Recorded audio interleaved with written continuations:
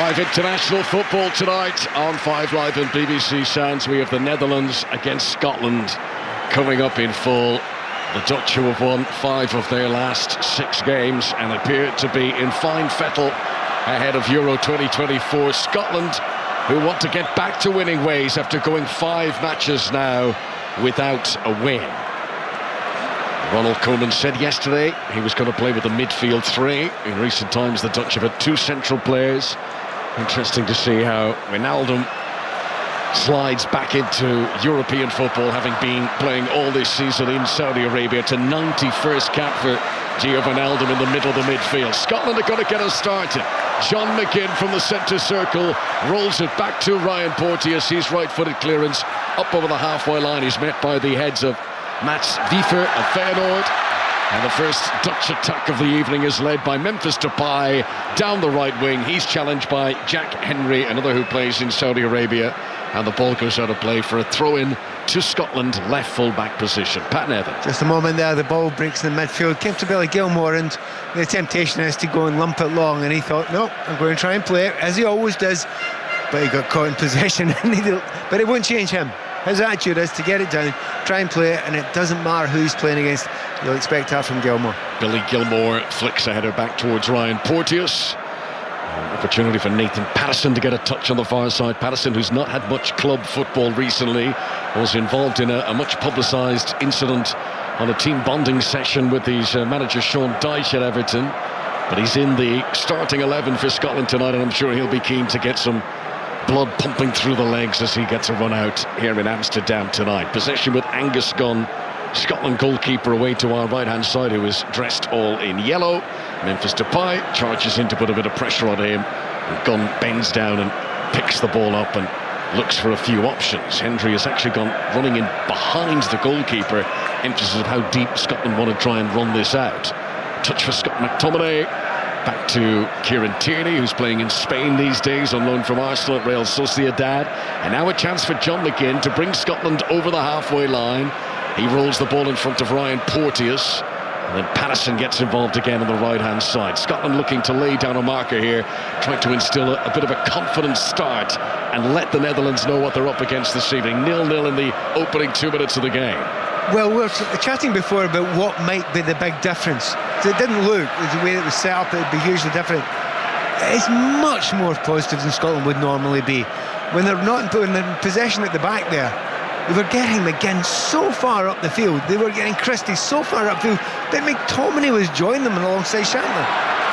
Here come the Dutch. Memphis Depay tries to flick the ball forward towards Xavi Simons, who's been having a great campaign in Germany with Leipzig, but those two aren't able to combine. Scotland regain possession. Porteous has it on the edge of the penalty area that Scotland defend. He clears it right-footed up towards the halfway line. Nathan Ake of Manchester City jumps and wins it back for the Dutch. Back down on the deck with Gio Wijnaldum. Ake unable though to receive a pass. Good pressure from Shankland as the Dutch are forced back into their own half. Yeah, it's really quite unusual because when Scotland got the ball, there are a lot more orange shirts in that midfield than there are blue shirts, but Scotland is saying, no, we believe in ourselves, we'll pass it around the back, and if you try and press us, we'll just miss you out. And it's quite brave that, away from home to do that. We will find if it's brave or maybe a bit uncertain over those tactics, because there's a lot of gaps for a lot of good players in there. Good lead by Kieran Tierney to beat Memphis Depay in the air. Back down on the deck with John McGinn, who comes surging over the halfway line, right-hand side. He's pushed it in front of Nathan Patterson here. Down to the byline, right-hand side as Scotland attack. Patterson cuts back at himself. Now he needs a little bit of support as he finds himself isolated, and good challenge by Liverpool's Cody Gakpo to regain possession for the Netherlands. Still 0-0 on 5 Live in Amsterdam. Yeah, and it's funny, it's an interesting atmosphere because it does feel indoorsy. They've actually got this huge, massive big roof that's over the top of the pitch here, but it's been a little bit quiet. I think the Dutch fans are expecting their team to excite them first. There's not only a retractable roof here at the Johan Cruyff Arena, a retractable pitch too. They can take the pitch outside and let the sunlight help it to grow. I mean, such a futuristic stadium this. It's all fancy elevators and escalators as you make your way to your seats. But what always gets me, Pat, is that there is a motorway underneath the pitch. I mean, that just always blows my mind. There's several lanes of traffic whizzing underneath us as we speak. Free kick to Scotland. Attacking position down the right-hand side. It's an in-swinger and it's too close to the goalkeeper, Mark Flecken. And on what is his 7th international cap, that's an easy take for him. He bowls it out to Jeremy Frimpong, who knows all about Scottish football from his time at Celtic. Plays a low ball into the penalty area, behind Depay though, and Kieran Tierney is able to clear the ball away. Frimpong, who's been having a great time at Leverkusen in Germany on the way to the title there. What a season they've been having under Xabi Alonso, and Frimpong's been a big part of that. Here's another Dutchman who knows all about Scottish football, Virgil van Dijk, from his time at Celtic, won the Scottish Premiership title in 2015. Van Dijk with the teal-coloured boots, plays it forward. It's a good ball if it's onside. Gakpo, no flag, is in on goal. Chance for the Netherlands, outcome's gone. He's made him veer around the long way. That's good goalkeeping. Gakpo unable to get a clean shot away. And then it comes back for what always looked to be a blatant offside. But the officials did wait until the ball had gone dead before that flag was raised. It was one of those heart-and-mouth moments. You thought, he's 2 or 3 yards offside, so you expect the flag to go up, but of course it never will go up there. But Scotland defence done well in the end. I mean, they got back. The keeper made himself very big there. Maybe I've looked at it a second time. It was a wee bit tighter than I thought, but it definitely always looked offside. Interesting again though, Scotland very, very high line, trying to push up. This is not going to be one of those performances where you sit back and try and soak up a bit of pressure. And the last time I was here to watch Scotland play in the stadium against the Dutch, I think it was about 3-0 by now. Yeah, less said the better of some previous visits here to Amsterdam for the Scots. I mean, to be fair to the officials, that did in real time look to be miles offside for Gakpo. On the replay, it's so tight, and that is why they delay. You know, that was actually marginal in the end. I mean, it was the right decision, but you can see why the official was saying, well, hang on, let's be sure, just in case they were to score. Here comes Scotland, nice exchange of passes. Shankland gives it to Robertson on the left-hand side. He's up level with the edge of the penalty area. Tries to play it in again. Van Dijk jumps with McGinn, and the Liverpool player is able to win the header, but he can't hold on to possession. Patterson has it, gives it to Scott McTominay. It's a wonderful return pass. Chance for Patterson to swing in the cross, and Van Dijk inside the 6-yard box heads it out for a throw-in. That's a very good spell from Scotland. Netherlands 0, Scotland 0, 7 minutes played in Amsterdam. And that's a way down the Scotland right there. They've got behind that defence a couple of times now. Nathan Ake hasn't get out quick enough at all. Got in behind it, got the crosses, and not been able to get the end of them. But one of the great things for Scotland is that's exactly where all their fans are, so they're enjoying it down there. Scotland will play Northern Ireland at Hampden on Tuesday. The Northern Irish are up against Romania this evening, and there's been a goal at the National Arena. Naz Premji will tell us about it. Romania 0, Northern Ireland 1. Great work from Conor Bradley down the right. He found Stevenage striker Jamie Reid on his debut, and Reid made no mistake. Plenty of goals for Stevenage. A first for Northern Ireland. Romania 0, Northern Ireland 1. Thanks very much, Naz. Big moment for Jamie Reid, who's worked his way up through non-league football and scoring for senior national team tonight in Romania. We'll keep you up to date with that game, which is also a 7:45 kickoff. 0-0 here in Amsterdam. McTominay makes a burst forward, tried to push off an opponent with his right arm, and the referee has given a free kick to the Dutch. And, well, I mean, there is jeering from both sets of supporters here. I think the Netherlands fans think that might be worthy of a yellow card, which is brandished. McTominay will say it was a natural movement of his arm, but the referee, Eric Lambrechts from Belgium, has just issued the first yellow card of the evening to Scotland and Manchester United, Scott McTominay. I have to say, my first reaction was, you know, his hand's going back. You're right, he's trying to push away. But when I watched that second thing there, no, it's not vicious. It's really not vicious. But he has caught him in the face. He's made the most of it, as a number of players tend to do just now. A little bit of a shame that, because a big part of McTominay's game is getting in, being tackling players, make himself difficult. Now he's already on a yellow card, so he has to be careful. This month last year, March 2023, Scott McTominay had that wonderful run when he got 4 goals in the space of 2 games. And he's become the main goal threat for Scotland in recent times. McGinn has possession, far side of the pitch from us, tries to hold off Gakpo. He's done very well there, John McGinn, and eventually plays it back to Ryan Porteous. Now Jack Hendry, the central of Scotland's 3 central defenders. The left-hand side is Kieran Tierney, and he'll turn under pressure from Xavi Simons, and he goes back to the goalkeeper, Angus Gunn. Gunn's clearance straight down the middle, looking for Shankland, who has got Geertruida, the Feyenoord central defender, with him for company. Scotland get it with McGinn inside the centre circle, and there's loads of space here on the left for Robertson. Scotland have found space in wide areas in this opening 10 minutes of the game in Amsterdam. Tierney back into Hendry, back on the halfway line to his right-hand side, Porteous.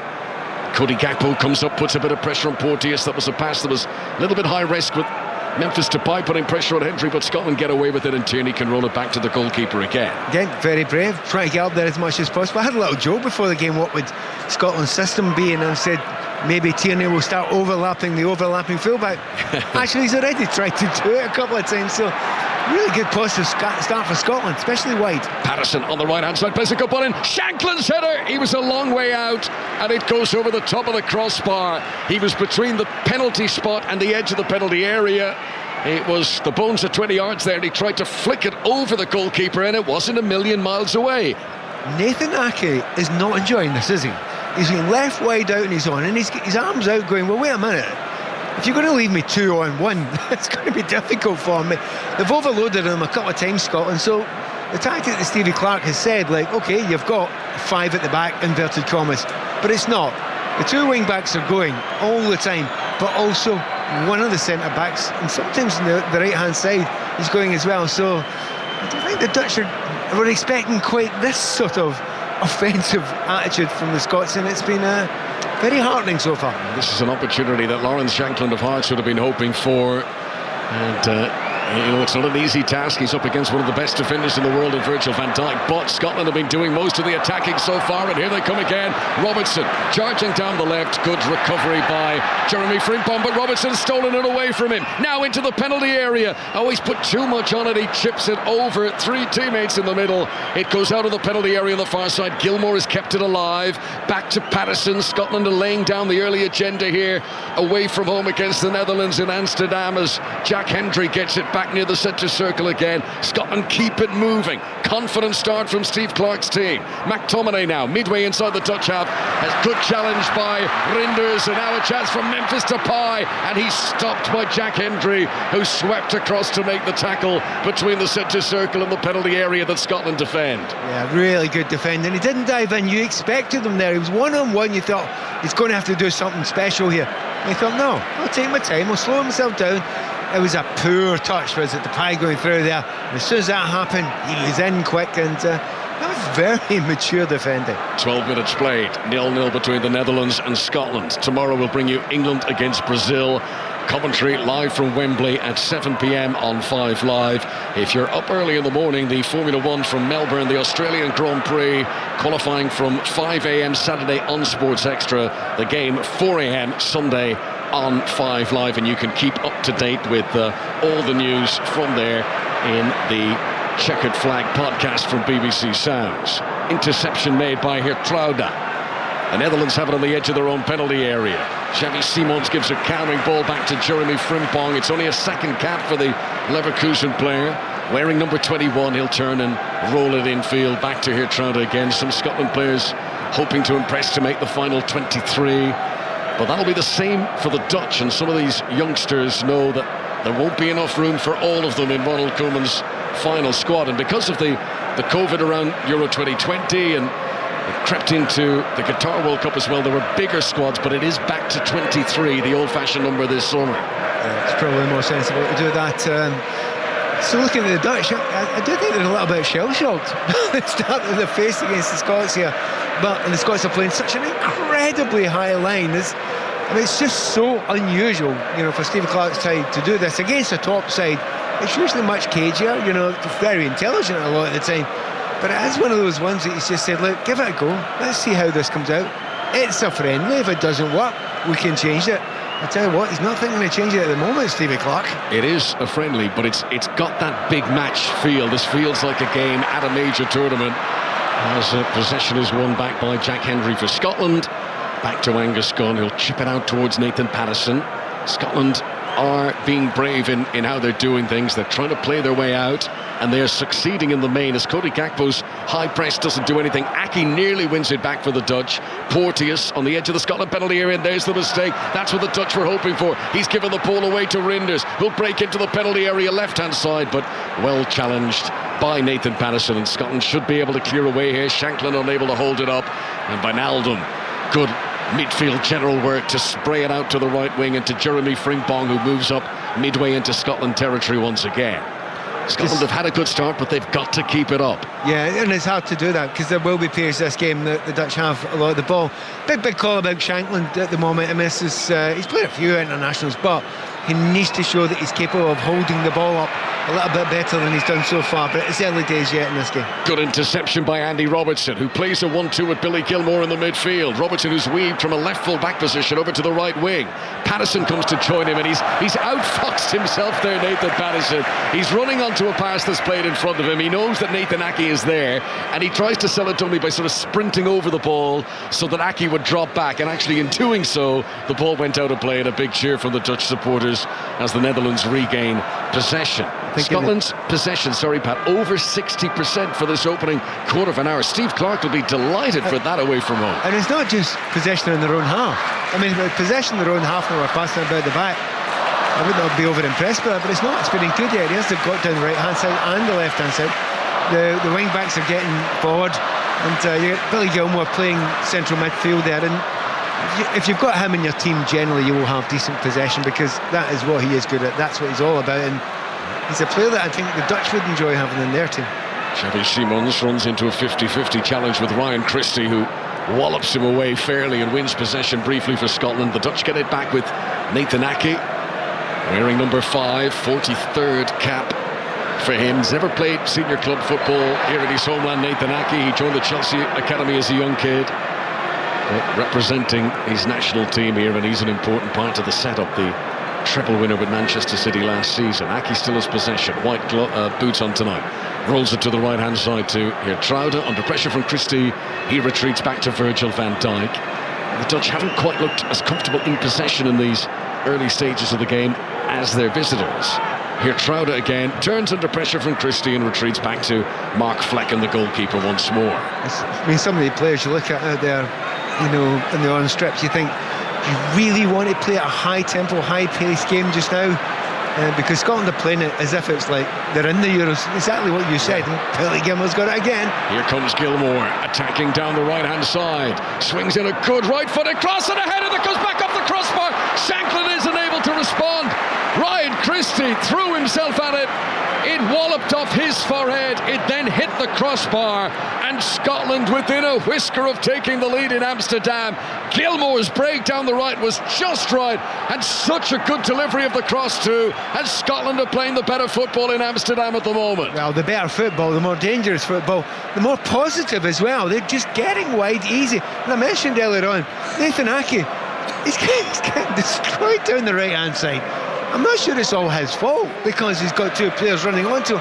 Patterson's flying onto him, he's got McGinn flying onto him. On that occasion there, it was Billy Gilmore came from deep to fly onto that area. So it's getting lots and lots of fun. They're so unlucky with that one today. I've just seen the replay, and it's a brilliant save by Mark Flecken. The Brentford goalkeeper pushes that onto the crossbar. The header was really good from Ryan Christie, who ironically hasn't scored at all in the Premier League this season for Bournemouth. He got one goal in the League Cup.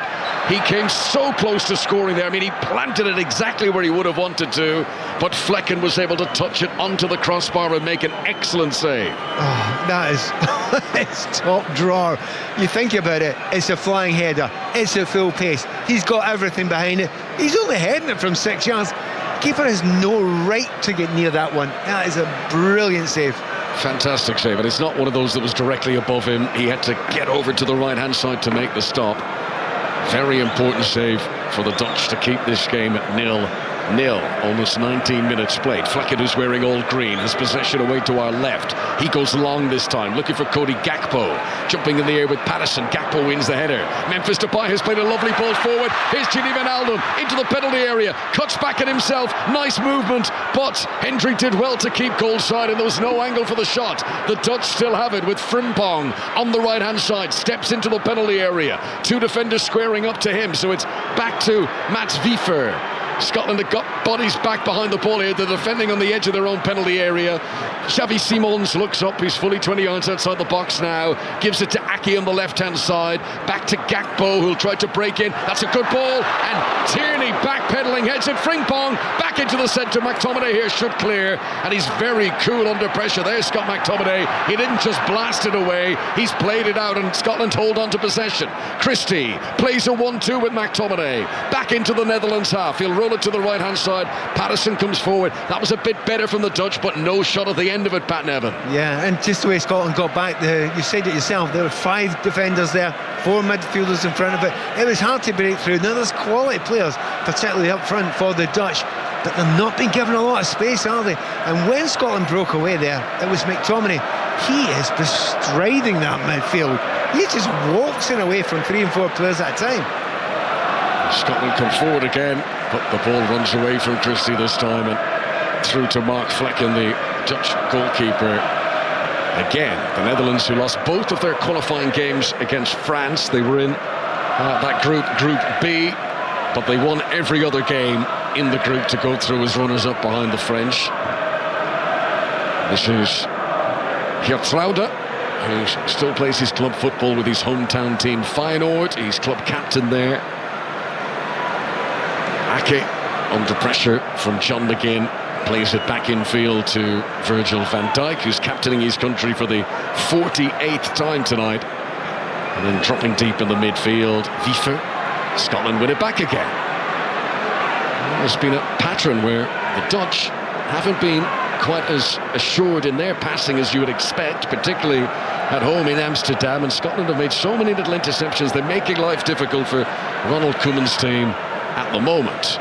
Good jump by Geertruida there, and the ball goes out for a Scotland throw on the halfway line. 20 minutes in. Do you know one of the things, if Scotland are going to win games against top level sides, they have to be at it. They have to be 100%. They have to be flying into every tackle. They can't cruise at any point, and no player can cruise. Other teams maybe can do that to some degree. They can, and sometimes that would worry you about Scotland in a friendly. In actual fact, Stevie Clark just seems to always get them just about that 100%. They really have started flying tonight, haven't they? And Christie plays it to John McGinn. This is about 10 yards outside the Dutch penalty area. Tierney gets involved closer to the halfway line. Robertson's first time ball inside. There's been an incisiveness to Scotland. They're not taking unnecessary touches here, and the frustration spill over as Xavi Simons comes in late on Andy Robertson, and that's a free kick exactly where Scotland would want it. Crossing position on the left-hand side, and it's forcing the Dutch back again. Netherlands 0, Scotland 0 on 5 Live from the BBC. And a chance for Scotland to get the ball in the box. It's a long way out here, and it's very, very wide, halfway down the left-hand side, so it's a lot of distance to go in. You've tried to get the ball past the likes of Van Dijk, but Scotland have got some height in there as well, not the least McTominay. It's going to be an in-swinger from Billy Gilmore, the Brighton midfielder. Plays it in towards the penalty area. Van Dijk jumps around the penalty spot, wins the header under a lot of pressure there. He'd opponents jumping all over him. Memphis Depay will skip away from Ryan Christie, and he's played a glorious ball over to the far side, and then a stumble at the key moment. It was Jeremy Frimpong who was breaking forward, having defended the corner, and just as the ball came to him, he's lost his balance, otherwise he might have been in for a shot. Yeah, but when Scotland do put so many players up for corners and for free kicks there and chase forward, you do know that if the keeper gets it or any defenders get it, there's going to be a break on. They are quick, and Scotland have left themselves really light at the back in every one of these occasions. And just there was a moment when I think it was Christie nearly wiped out the players who was running away. Definitely yellow card. He should have actually got it. Other than a friendly, he probably would have got it, and that's the danger Scotland have got tonight. Playing this positive, there's every chance you can get broken on by a good team. We are midway through the first half in Amsterdam. Scotland, who have hit the woodwork, they have come the closest to an opening goal here. Let's check back in with events in Romania. Romania against Northern Ireland. Here's Naz Premji. The home side level, Romania 1, Northern Ireland 1. Lovely ball and lovely control from Dennis Mann. He took a turn and the shot was too hot to handle from inside the box for Conor Hazard. It's Romania 1, Northern Ireland 1. Thanks very much, Naz. England against Brazil, live from Wembley tomorrow on 5 Live. It's a 7 o'clock kickoff. You can listen to the game in full right here. Billy Gilmour has possession for Scotland. Inside the centre circle, gives it back to Tierney. Good accurate ball up to Ryan Christie. And it really is. We've mentioned it quite a lot, but it's worth repeating how confident these Scotland players look. The first touches have been good, spraying the balls around, asking questions of illustrious opponents as McGinn picks out Patterson wide on the right-hand side. Midway into Dutch territory, Gilmour goes out to give him a hand.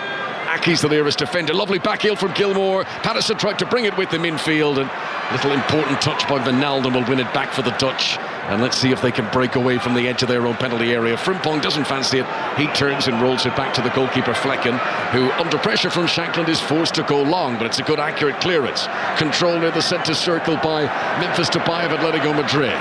Frimpong will come forward now on the right-hand side. Plays a pass in towards Rinders, slightly behind Rinders, who's not able to control it. The Milan midfielder, 7th cap for him this evening, and then a foul on John McGinn means a free kick to Scotland, still 0-0 here. It's one of those fouls on John McGinn. We've seen it a million times before. Spreads his backside out, waits for the hit and goes down. And to be honest, the amount of players that fall for that is incredible. The amount of referees that fall for it is incredible as well, to be honest. But Scotland keep on getting that position out on that right-hand side. And maybe the question, well, we'll tell you that in a minute. Here comes McGinn, attacking down the right-hand side for Scotland. Patterson coming for support, but using all his experience, Virgil van Dijk just cruises over. He saw that pass before it was even made. Wonderful anticipation as he wins the ball for the Dutch, but they don't hold on to it and Scotland get it back again. Really comfortable on the ball, winning it back, pressing them all over the field. Doesn't matter where the Dutch have got the ball, just don't let them relax on the ball. And Dutch are hating it, and Scotland, they're really unlucky, because if Scotland had got that goal with a great save by Flecken, with the confidence that would be searing through this Scotland team would be incredible. I was going to make a point earlier on the right hand side, Patterson's flying up, isn't he, all the time. Gakpo's not going with them. Now if I'm Aki, I'm saying get back here and follow your man. But maybe he's been told, yeah, let him go, you can play in the break. But it's causing all sorts of problems to that Dutch defence. Free kick to Scotland. It's between the centre circle and the edge of the penalty area they attack. Billy Gilmour standing over it. Ryan Christie is there too. The Dutch have brought all 11 players back behind the ball to defend. And it's going to be Gilmour leaving it for Christie. Little reverse move as it's dinked down the left wing to the waiting Andy Robertson, who hoisted in. Not for the first time tonight. Robertson might have put a little bit too much on that. It's been kept alive well. Gilmour was ready to take a shot, but Memphis Depay nipped in and made the interception just to unsettle Scotland, but he didn't win the ball back. Patterson's cross in from the right-hand side. Headed down by Wiefer. Scotland come again. Shankland, little bit of ball juggling skills on the edge of the penalty area. It almost fell for Scott McTominay, and the Netherlands are relieved to clear it away, but it's all Scotland in Amsterdam, still 0-0. Yeah, they are, and actually the referee has to get out of the way. He's taking some odd positions up.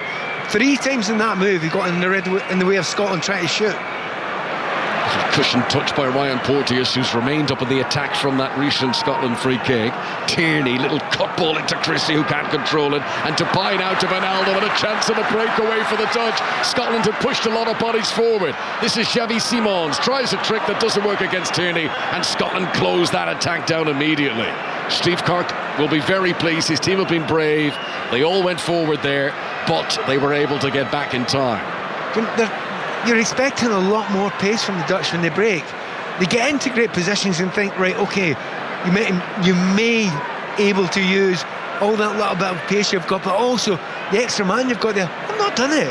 They've not looked like doing it. I think Stevie Clark knows what he's doing against this group of players that are out there just now. McTominay rolls one in front of Shankland into the penalty area. Good recovery by Hertraude to get in ahead of him, and the Dutch have it inside their own box. Touch by Wiefer. Back to Hertraude, and eventually Flecken says enough of that, and he blasts it away up towards the halfway line, and he picks out Cody Gakpo. Yesterday, Scotland's under-21s had a good 4-1 win over Kazakhstan. That was in Paisley. It's been a good international week so far for the home nations under-21 teams. Wales beat Lithuania earlier on today. England were 5-1 winners away in Azerbaijan. And the Republic of Ireland put 7 past San Marino. That's all in the qualifiers for the Euro Under-21 Championship. The Netherlands have possession here in Amsterdam. 0-0, Scotland the visitors at the Johan Cruyff Arena tonight. Gertruida, Frimpong, 10 yards short of the Scotland penalty area. Tries a turn on Robertson, who's seen that little shake of the hips before, and he stretches out the Liverpool number 3 and puts it out for a throw-in to the Dutch on the right-hand side. Robertson, number 3 for Scotland, and the captain's armband on his arm as well. Simons gives it away in the midfield. Porteous back to Patterson, and eventually back to Norwich City's Angus Gunn. Good touch by McGinn in the midfield after Gunn's clearance. McTominay tried to take it with him. Wijnaldum was able to nip in first to McTominay, who's fouled him. He's got to be careful. The Manchester United man already on a yellow card. Yeah, he's not changed his game, has he? He's done exactly the same things. He's gone in for the tackles. He's been a very, very robust midfielder, and it's going to be a dangerous thing, but it is a friendly. Would have to do something pretty serious, I think, to get sent off today. Oh, Memphis Depay thought he was through. He was challenged by McTominay. The referee had blown the whistle, and it's going to be a free kick to Scotland and a yellow card for Memphis Depay there. I wonder, was that for the challenge, or is that for something he said in the reaction to it, because Depay thought he was through? He's caught McTominay, and maybe a bit of retribution being doled out there by Memphis Depay. Former Manchester United teammates, of course. That's harsh. Again, we've got another little look at it here. He's done a little dribble there. The studs are showing, but he gets the ball as clean as a whistle. Absolutely clean as a whistle. And because it's popped off the top of the ball, it's hit the opponent's foot when it's popped off. It's really a harsh. Yeah, on the replay you can see why the referee has given it. Memphis Depay stamps down on the ball, which was fair enough at the time, but then it slips off the ball and lands onto the standing foot of McTominay, and that's where the other tackles are going in. Now, we mentioned earlier, this doesn't really feel like a friendly, and some of the challenges going in at the moment certainly suggest that. But watch here, there's a tackle here. Up at the far right-hand side, Patterson's in miles of space. He was through it almost on goal. I cannot believe the Dutch are not doing anything about this. Nathan Ake, who, will be no shirking violent, and I'm sure he's been bellowing, looking for some assistance, but he finds himself outnumbered regularly. He's coming forward in the attack this time. Ake plays the ball in field towards Memphis Depay, the Dutch number 10. Back to Ake, who's continued his way forward into an attacking role now. And Scotland have got the bodies back. Everyone apart from Shankland, in fact even Shankland now back behind the ball as well. And Scotland create a barrier for the Netherlands to try and break through, but Ronald Koeman's team have hardly been inside the penalty area that Scotland are defending so far tonight, whereas Scotland have been with regularity into the box down the other end. Half an hour played. Another thing, you expect them completely and utterly to control the possession, and they haven't done that either. So everything that you expected, you'd have read about, you've been told about beforehand in this game, it's not happened yet. But one other thing's happened. You're absolutely right. Scotland will not be holding back in the tackles. Christie doesn't hold back there, and his old Celtic teammate Jeremy Frimpong, he's crunched in on him. Free kick to the Netherlands inside Scotland territory. In fact, you look at the clubs that these players play for: Brentford goalkeeper, Liverpool defenders, Manchester City, El Ettifaq, Feyenoord, Leipzig. Do you know what's missing, Pat Nevin, from this Dutch national team? As Depay has it on the edge of the penalty area. Gakpo goes down in the box. Netherlands wants a penalty. It seemed a convincing shout, but the Belgian referee immediately said no. Well, can I say, well done, Cody Gakpo. I think he said, no, it wasn't. He's tried to drag his leg and hoping to catch something. And as he's got up, he's went, no. So, give you that, Cody. Well done, mate. Wow. It's good when you see that sort of thing happening. He was looking for it, and he was trying to leave his legs out, and he has dived, and he's apologised. But he should still get a yellow card. Yeah. I mean, that's... we did see that recently. Kai Havertz. Yeah. Very, very similar. Gakpo is thinking, if there is any touch on the way down here, it'll look very convincing. But McTominay was able to just pull his legs back at the key moment. We do have VAR tonight. All the match officials are from Belgium, and they were able to very quickly agree with the on-field decision, which was no penalty. So we were saying, what is missing from the Dutch national team in terms of their clubs, Pat? no Ajax players. Correct, and it is the first time in almost 30 years that there is no Ajax player in the squad. Here come the touch again. Gakpo, low ball into the penalty area. Couldn't pick out Xavi Simons, and Angus Gunn quickly off his goal line is able to sprint out and pick it up. Little improvement from the host just in recent minutes. They're beginning to get in around the Scotland penalty area. A little bit more from Depay, definitely a little bit more from Gakpo. He's not doing anything going back to help his mates at the back, but when he gets the ball in the last third, and some Liverpool fans know this well enough, he's got real class on the ball, and he just flies, cruises over that midfield area to forward. Here comes Scotland again. McTominay pushes it in front of Ryan Christie, level with the edge of the area, plays in a good ball, shags. McGinn tries to flick it on with his shin, and he puts it just over the top. It's another dangerous Scotland attack. Christie's low ball in. McGinn, without breaking stride, tried to just flick it on in that natural gait of his run, but it tops its way over the crossbar. It's quite regular that the Dutch side play with a back three these days. It's sort of a 3-4-2-1 or whatever, 3-4-1-2. But they've gone for a pretty static back four here. Chance for Scotland again. Christie into the penalty area. Van Dijk stretched, but he couldn't get a touch on the ball. Here is Billy Gilmore. Christie again, still in the box, plays it in. Shankland, little nudge by Van Dijk as the ball came in, using all his experience, the Liverpool captain, and the ball goes over Shankland and out for a goal kick to the Netherlands. Still 0-0, 10 minutes to the break. Great spot, Conor McNamara. Brilliant defending, wasn't it? It was absolutely phenomenal. And, Shankland's come on here, and he's playing against a top class, and he's got himself in a position that I suspect most of the time in Scotland, in the Premier League, he'll go and score. But he's playing against Virgil van Dijk, who's in a bad position, but he knows how to make up for it, and that little nudge was genius from Van Dijk. And they hope that genius can help them in Euro 2024 in the summer.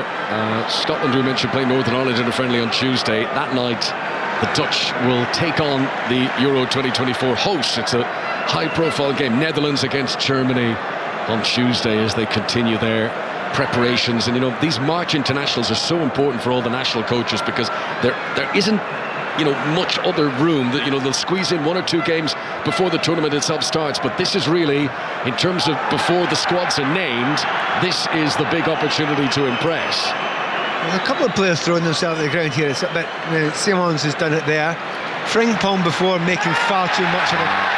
And as I say that, that's got to be a yellow card for John McGinn, and he probably would have got a yellow card at Murrayfield playing in the Six Nations for that rugby tackle. He puts his arms around Cody Gakpo. It's going to get booked for that, John McGinn. I wonder, was it worth it? Was there that much danger there that he had to do that? No, he shouldn't have done it. Absolutely shouldn't. And it's a real shame, because he's done very well so far.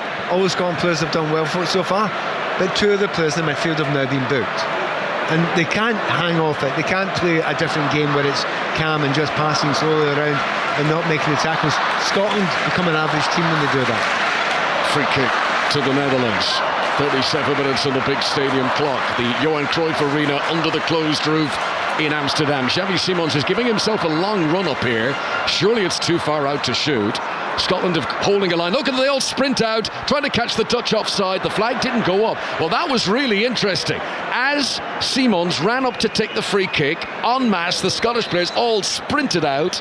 And I wonder, would they have caught the Dutch offside? I was slightly concerned there, because somebody didn't get the memo. And if you get all your players sprinting out and one not, and I was trying to see who it was, whether it was Hendry or it was possibly Porteous as well, chased back in there. No. When you hear the call, there'll be a message: get out. Now, what's your view on this, Pat Nevin? This is obviously a warm-up game ahead of a major tournament.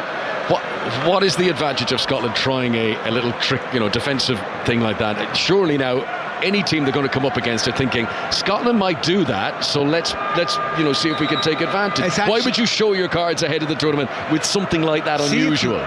See if you do that and you run out like that, every team that plays against you now will have that in their mind. That can actually be a horrible thing, because you think, they're going to run jeopardy. out. So in a way, when you're going to run out, but they don't.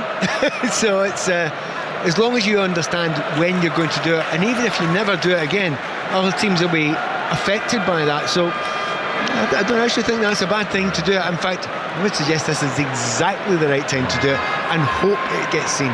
Bit of reverse psychology from the cunning Scots, who are doing well here in Amsterdam tonight. 0-0, Netherlands 0, Scotland 0. Cody Gakpo does a little Cruyff turn. If you're going to do a Cruyff turn anywhere, this is the stadium to do it. He does it in the left-back position, spins away from Billy Gilmour and helps his team break up to the halfway line. This is Mats Wiefer to the right-hand side to Jeremy Frimpong, 10 yards from the byline. Tierney backpedaling away from him. Back to Wiefer again. Infield now to Rinders, 12 yards or so outside the penalty area. The Dutch playing from left to right as we look down. Frimpong, who's a box of tricks, takes on Robertson. Robertson holds him up well, but support is available from Mats Wiefer. The Dutch are finishing this first half much better than they started it. 0-0, with Scotland still having had the best opportunity of the game so far. Frimpong, just outside the penalty area on the right-hand side. Rinders, infield to Xavi Simons, who's not had much of the ball in the final third tonight. Van Dijk comes forward to help out the midfield. He'll pick out his Liverpool colleague Cody Gakpo on the left wing. Gakpo running against Everton's Nathan Patterson. Back in field, chance of a shot. What a goal! Tijani Rinders from well outside the penalty area has planted it to the top corner. And the first big test for Angus Gunn tonight ends up in the back of the net. That's a brilliant goal for the Dutch. 5 minutes to go to half-time. It's the Netherlands 1, Scotland 0. It's a first ever international goal for Tijani Rinders of AC Milan. Do you know what? As you were doing the commentary on up to that, they changed the pace, didn't they? They zipped it about the Dutch. You know, it's as if they waited towards the half-time and thought, right, okay, enough of this. We need to move this a bit. So they zipped it about. Scotland were chasing down though. By the time they created that gap, he's still 25, 30 yards out, maybe as much as that. And it has to be perfect. He has nailed it into the top corner there.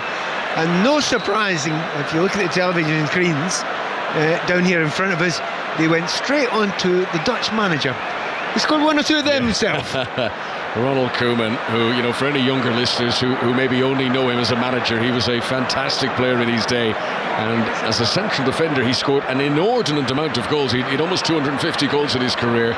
He would have enjoyed hitting a shot as Pat illustrates from that sort of distance. So how is Scotland going to react to that? Steve Clarke's team, who've played so well here for 35-40 minutes, but Rinders' moment of pure quality, hands down the best thing we've seen from the Dutch, has given Ronald Koeman's team the lead. Yeah, that might be a tough one to take for the Scots, but when you see real quality, you put your hands up and say, right, okay, that's fabulous. The way they held the ball on, and maybe the biggest concern is, I've been looking at the Dutch and thinking, do you really fancy it all the way through that? And then the minute, and I mean a minute, that they decide, yeah, we fancy it, we're going to up the pressure, suddenly, ball's in the back of the net, and a great move and a brilliant goal. Tijani Rinders, who's got 3 goals this season in Italy with AC Milan. He scored earlier on this month against Slavia Prague in the Europa League. And he's got his first international goal here. Here comes Scott McTominay on the charge for Scotland. Gets to the edge of the penalty area. Tried to pull it back for Shankland. Difficult one to receive. Gilmour has won it again off Van Dijk and tries to cross. Van Dijk recovers well and puts it out for a corner. Just when the move appeared to have broken down, Gilmour tried to resuscitate it, and he's been able to win a corner for his team. Well, you asked the question, how will Scotland react to that? Well, that's how they're going to react to it. They're going to keep on doing exactly the same things. McTominay again, striding away for the entire midfield and defence of the Dutch here. But Shankland, I feel so sorry for him. He keeps on making the same runs, but it just won't fall to his feet to give him one clear-cut chance. So the corner will be taken right-hand side as Scotland come forward. Played in by John McGinn. Header one of the front post, comes down to Gilmour. There was no room to get a proper swing of his boot and shoot. He tried to flick it onto a teammate. The Dutch are able to clear away, and Robertson just shepherds the ball out of play, knowing it'll be a Scotland throw on the left-hand side. Throw in taken by Tierney. Tierney and Robertson working in tandem for Scotland on the left-hand side. Frimpong gets back and makes a challenge. It goes out right by the corner flag, and I'm assuming on the throw-in side of the corner flag. Definitely. So throw into Scotland.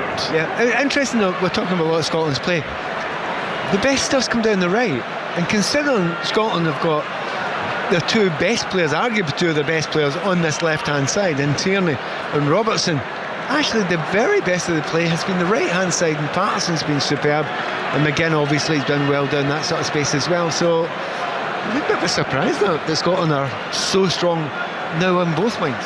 Scotland experiencing the reality of top-level international football, where even when you play really well, the opponents can pull a moment of brilliance out of the hat and punish you. And for all Steve Clarke's team's achievements, they trail in Amsterdam under the closed roof. Christie tries to flick it onto Shankland, and here Trouda is able to hook it away over his shoulder up towards Xavi Simons, who's got no room to manoeuvre, and he's played a really dodgy pass back to here Trouda, who was just about able to react ahead of Shankland and play it back to the goalkeeper, Mark Flecken. Yeah, I mean, Shankland's chasing everything now. The energy levels of Scotland have been brilliant.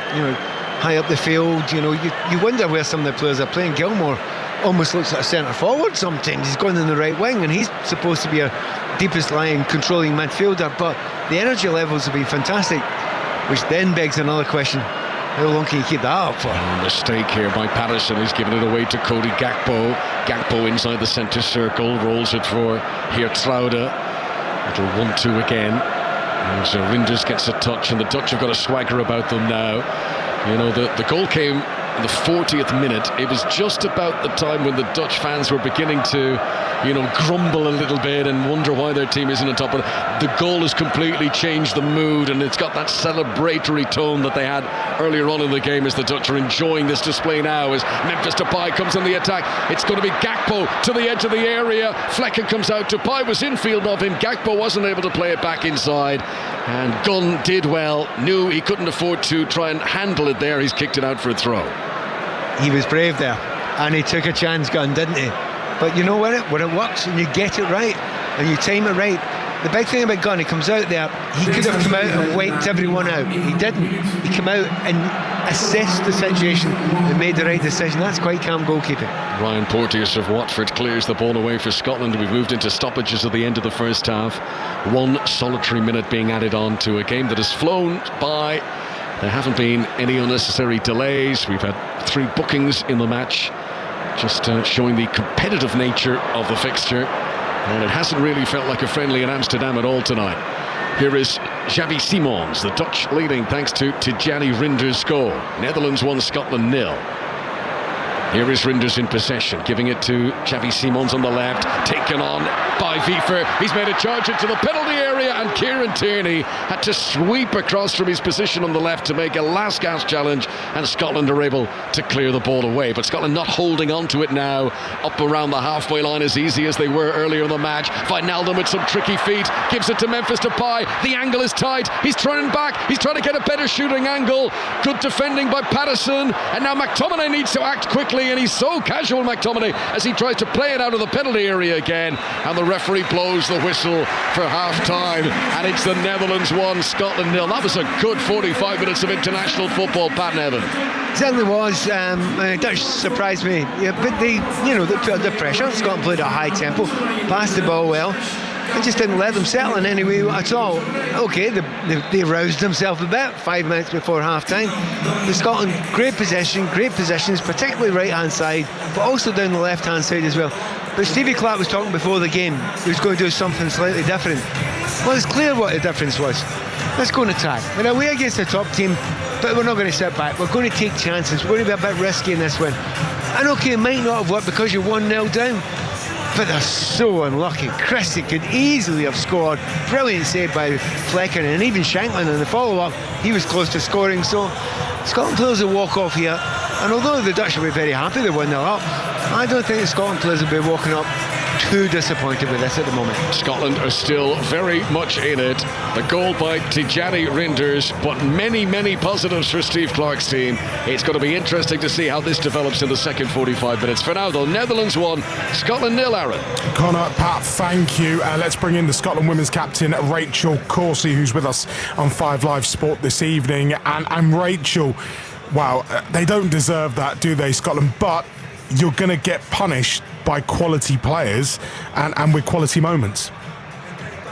Yeah, you are. They definitely don't deserve that. I've been very impressed. I think it's been a really good half for Scotland. Obviously, not based on the scoreline, of course, but I feel we've really been on the front foot. You know, stats back that up. I think, Christie's effort, the save's magnificent from Flecken. But other than that, I think just the nature of the pressure, I think McTominay's been very effective, Christie's been very effective too. And McGinn's probably been a little bit quieter than we're used to seeing him, and we're probably, hearing the guys in commentary, I think Shanklin probably feels like as you're watching it, he's not as involved as he'd like to be, but you can absolutely guarantee that the work that he's putting in as part of that front press is massively important to areas that then we've been able to win the ball back. So aside from the scoreline, hugely impressive. What about Andy Robertson on that left-hand side? It feels though it looks like the old Andy Robertson playing for Scotland, doesn't it? Yeah, I think we always just expect that from him, which, as you said, is probably a little bit tough on him because he's obviously spent a few weeks out. I know he's been back a couple of weeks now in the Liverpool team, but he had a tough time with his injury, and obviously coming back in, it doesn't look like he skipped a beat at all. He brings that energy. He's a very important player to the team on and off the pitch, of course, but he's got down the outside as well. I think Patterson's got in behind as well on the right hand side too. I think this system just very much suits the group of players and the success we've had with it now. I think this is why Steve Clarke doesn't change it too much, because the players he has to play in these positions deliver very consistently. They are. Rachel, thank you for the moment. So Scotland a goal behind in Amsterdam. Northern Ireland were a goal ahead in Bucharest. It is half-time. Naz Premji can bring us the latest. Romania 1, Northern Ireland 1, Aaron here. Michael O'Neill will be pleased with how his side have acquitted themselves at the National Arena in Bucharest. They had a dream start, 7 minutes in. Conor Bradley with a super run down the right-hand side. Found Shea Charles, who squared to Jamie Reid, and the Stevenage striker inside the box finished superbly on his debut. Romania got level with their first shot on target 23 minutes in. Dennis Mann, the Parma winger, in the box. Lovely turn and shot. The shot was too hot for Conor Hazard to handle. He got a touch but couldn't keep it out, the Northern Ireland goalkeeper. He'll be disappointed with that. Great game so far. Romania 1, Northern Ireland 1. Naz, thank you. It's time for the news here on BBC Radio 5 Live now with Nick Hatfield. Listen on BBC Sounds. This is BBC Radio 5 Live. Good evening. The Princess of Wales has revealed that she has been treated for cancer. Catherine stepped back from royal duties when she had abdominal surgery in January. Speaking in a video message recorded at Windsor, she explained how the cancer was spotted. I wanted to take this opportunity to say thank you personally for all the wonderful messages of support and for your understanding whilst I've been recovering from surgery. It has been an incredibly tough couple of months for our entire family, but I've had a fantastic medical team who have taken great care of me, for which I'm so grateful. In January, I underwent major abdominal surgery in London, and at the time, it was thought that my condition was non-cancerous. The surgery was successful. However, tests after the operation found cancer had been present. My medical team therefore advised that I should undergo a course of preventative chemotherapy, and I'm now in the early stages of that treatment.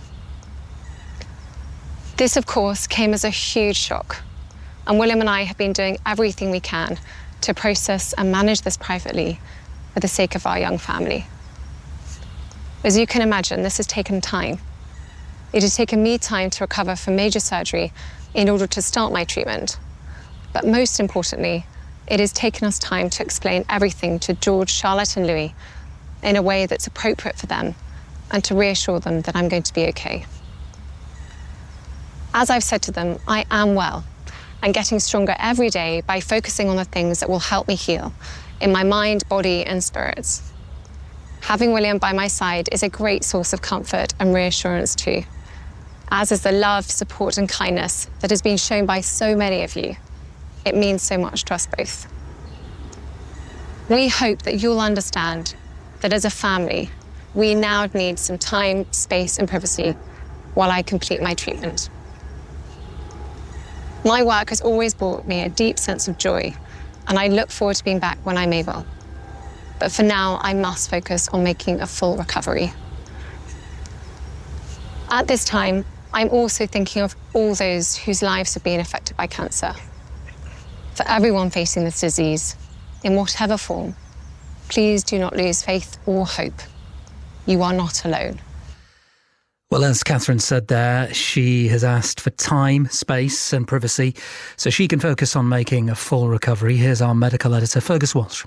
We are not being told what type of cancer this is, nor what stage it was caught at. Now, both of those are crucial factors, and I'm not going to speculate on either of those, but the tone of the Princess of Wales statement is very positive in terms of recovery. What we have been told is that the cancer was found after she had this successful abdominal surgery, and it was discovered once the post-operative tests have been completed and the results have been reviewed. Now, she is now undergoing a course of what she described as preventative chemotherapy. The Princess of Wales's cancer diagnosis follows weeks of speculation about her health. Numerous reports, many of them false, have appeared on social media. Ben Lord is a royal expert and commentator. This is a deeply shocking announcement from Kensington Palace. I don't think any of us could have imagined not only two high-profile members of the royal family enduring a cancer diagnosis, as we know with His Majesty the King, but it's the fact that over and above that, that has been conveyed to us in a completely unprecedented manner, with the Princess of Wales taking the steps to broadcast that in a dedicated video message to the public. Well, the King says he's so proud of Catherine for her courage in speaking about her treatment. Harry and Meghan, the Duke and Duchess of Sussex, say they wish health and healing for Kate and the family and hope they are able to do so privately and in peace. Rishi Sunak has praised Catherine's tremendous bravery, and the Labour leader Sir Keir Starmer said she had the love and support of the whole nation. In other news this evening, the Russian security services say at least 40 people have been killed and more than 100 injured in an attack on a concert hall near Moscow. Gunfire and explosions were heard at the Crocus venue, which is on fire with people trapped inside. Videos on social media show armed men in camouflage. The White House security spokesman is John Kirby. The images are just horrible and just hard to watch, and our thoughts obviously are going to be with the victims of this terrible shooting attack. We're taking a look at it, but I would disabuse you at this early hour of any connection to Ukraine. And the US has accused Russia and China of cynically blocking a plan for an immediate ceasefire in Gaza. The proposal, which involved the release of hostages by Hamas, was put before the UN Security Council, but vetoed by Moscow and Beijing. Choosing what to watch. Night after night. The flicking through. The endless searching. It's a nightmare. We want to help you. On our brand new podcast, Off the Telly, we share what we've been watching. Gladiator. Real people, loads of games, loads of fun, loads of screaming. Lovely. Off the Telly with me, Joanna Page. And me, Natalie Cassidy. So your evenings can be a little less searching. And a lot more watching. Listen on BBC Sounds. This is 5 Live Sport. Listen on BBC Sounds. Yeah, welcome back to 5 Live Sport. We're at half-time. It's Netherlands 1, Scotland 0. Tomorrow, we're going to be at Wembley for England's friendly against Brazil. It's a 7 o'clock kickoff, and it'll be live and in full here on 5 Live Sport. Harry Kane, Cole Palmer and Jordan Henderson will miss the match. And in the last hour, the England manager, Gareth Southgate, has been speaking to our football correspondent, John Murray. Gareth, first of all, I do need to ask you about the whole issue of the little flag on the new shirts. Is this storm in a teacup? What do you make of it? And actually, I suppose the news that we've had this evening from the Princess of Wales has actually served very much to put everything into perspective, has it not?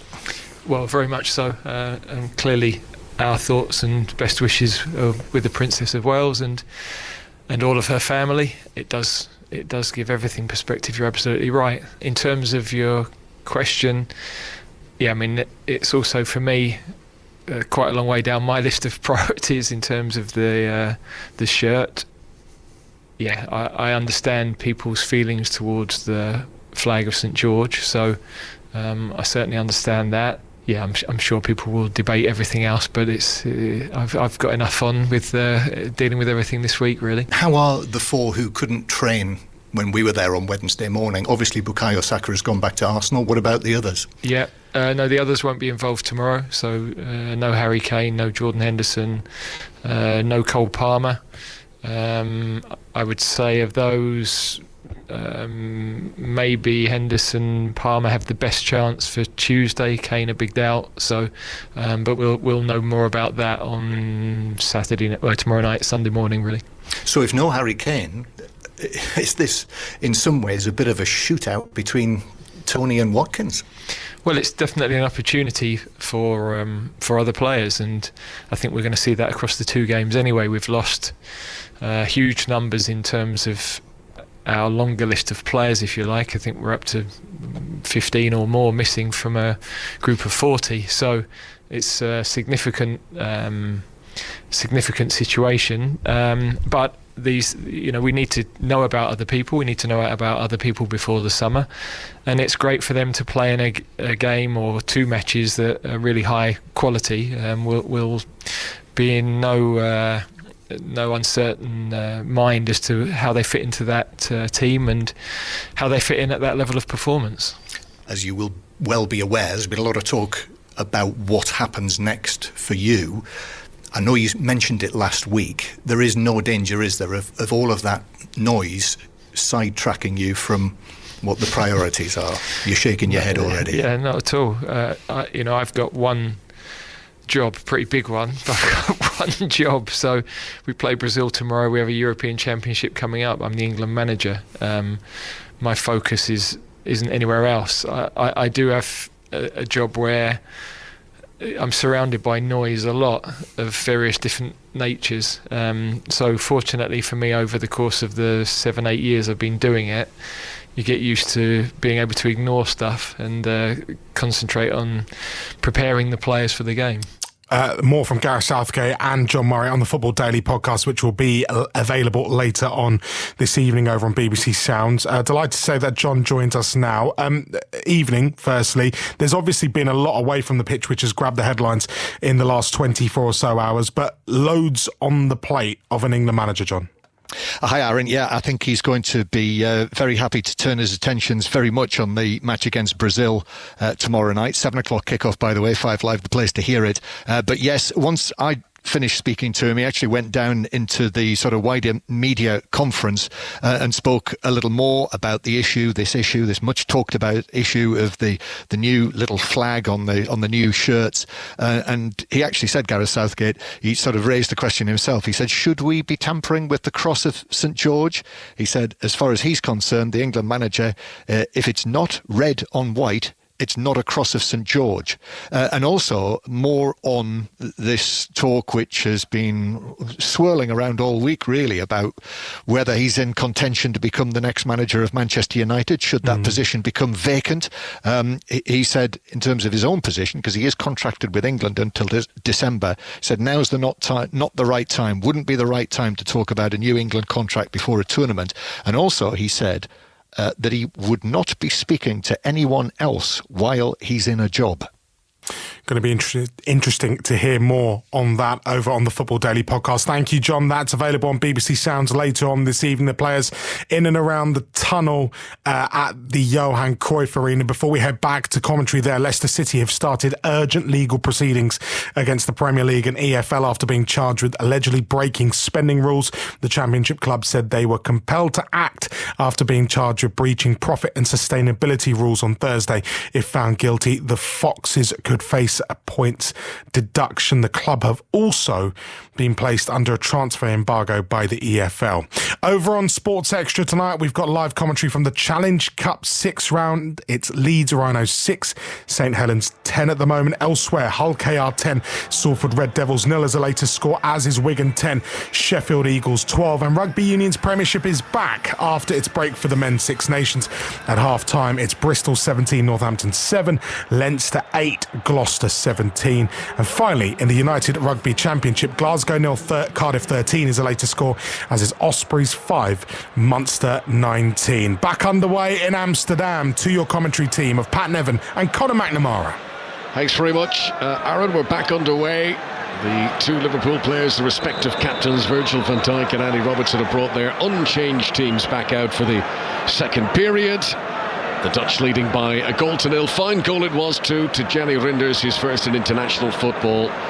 How are Scotland going to react to this? Miscued clearance by Tierney puts the ball out of play on the far side, and that is a throw-in for the Netherlands and for Jeremy Frimpong. I'll give you a full rundown of the teams as they line up in just a moment as Xavi Simons tries to hook the ball in field, but it goes out for a Scotland throw. But Pat Evan, having had the 15 minutes to digest that first half, how are you feeling about things here at the start of the second? Well, I didn't want to see was a whole raft of changes right away. I certainly wanted Shankland to get a little bit more time, because he is moving well, he is getting in good positions, he's against a very good defence, or one particular defender, because Van Dijk's not letting him out of his sight. But just to see do the Dutch play at the same tempo at the start of the second half as they finish the first half again, if they do, it could be quite tough for Scotland. So the teams, the Netherlands with Mark Flekken in goal, the Brentford keeper Jeremy Frimpong, Geertruida, Van Dijk and Aki, that's the back four. Wiever, Wijnaldum and Rinders, the three in the midfield, and then Xavi Simons, Memphis Depay and Cody Gakpo, the front three for Ronald Koeman's team. For Scotland, Angus Gunn is the keeper, Ryan Porteous, Jack Hendry and Kieran Tierney, the three central defenders, Nathan Patterson, right wing back, the only teenager in this Scotland squad, Andy Robertson, the captain, left wing back, Gilmour, McTominay, McGinn and Christie in the midfield, Lawrence Shankland leading the line. Shankland did well in the first half, he's on the attack again here, chance to shoot, McTominay comes off the foot of a defender and pops up into the arms of the goalkeeper Flekken. Scotland into the Dutch penalty area for the first time in this second half. Very Scott McTominay, wasn't it? That's what he is absolutely brilliant at when he's played that further forward possession. I mean, it really was Stevie Clark that did it. Manchester United are asking him to do it as well, and he just flies forward, but he could never get himself into a clear shooting position. But you know, with deflection, you might have got something out of that. But it just shows you Scotland are not going to change it. They're not going to sit back. They're going to continue to have a go, which bodes well for the next 45-ish minutes. Memphis Depay winning a free kick for the Dutch. Hendry was the defender.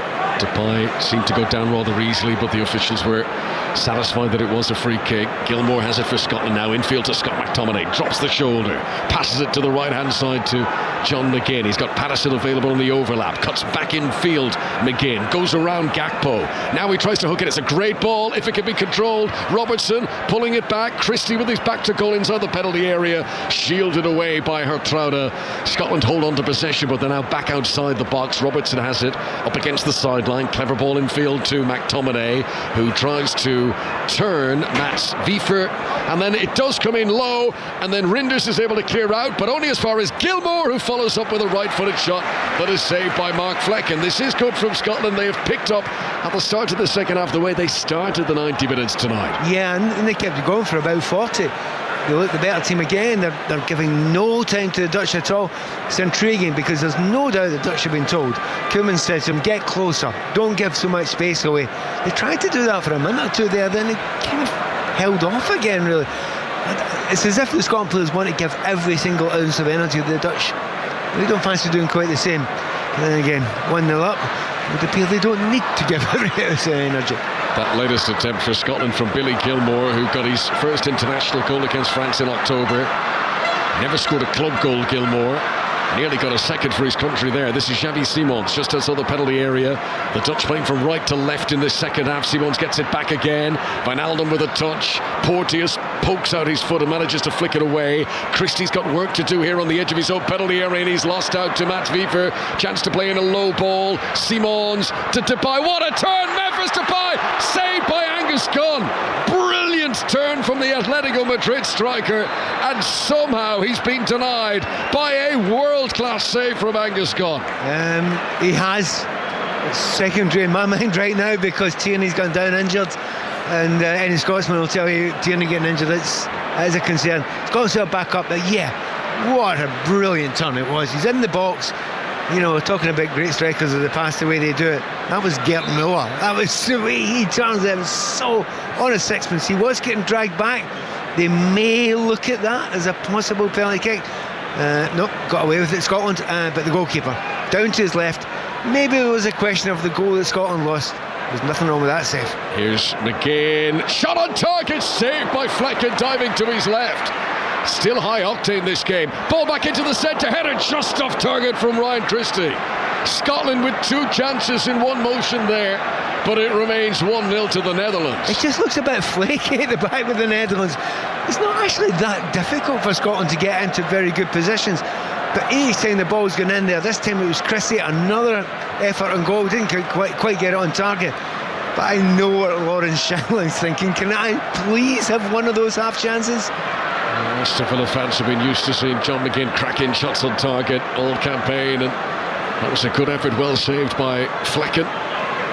And this feeling that we mentioned a few times in the first half, that there's a competitive nature to this friendly game, continues. The Dutch haven't sealed this by any means.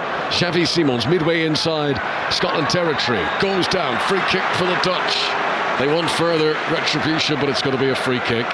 It was Tierney who has recovered. He went down, he was slow to get back to his feet. You were showing concern about that, Pat, but Tierney does look to have recovered. He does, and by the way, that's never a foul in a month of Sundays. He just ran into Tierney and then fell over. An absolute nonsense. I don't think the referee saw that. That's a nonsense. Never in a million years is that a free kick. So the Dutch took their free kick, and then immediately they want another one closer to the penalty area. It was Mats Wiever who went down. Well, I don't think the referee has given the free kick. He just held up play because Wiever had gone down. Well, he's ran in to the defender who's right in front of him. I mean, what are you supposed to do? Disappear? Honestly, Gakpo's done it. He's just done it there. Frimpong's done it already. And beginning to get a bit fed up with the kind of throwing themselves to the ground. It's a bit of a nonsense. Well done, referee, for not falling for it most of the time. He fell for it a minute ago there, but he didn't fall for it a second time, so well done. Personally, I'd be asking for him to get his yellow card out for that. Basic cheating. Play resumes with an uncontested drop ball near the halfway line. It's got to bounce. The ball hasn't bounced and he's played it. You're not allowed to do that. It's got to bounce first. So the successfully executed drop ball, and the game is back underway. 53 minutes on the big stadium clock in Amsterdam, and the Dutch still leading Scotland by a 1-0. I'd love to ask a referee, should that not be a free kick to Scotland? Oh, that is an one infringement. That is a you are the ref panel or two on that one. So to explain, the referee does the drop ball. He lets it drop, but the player doesn't allow it to bounce. So he puts his foot out.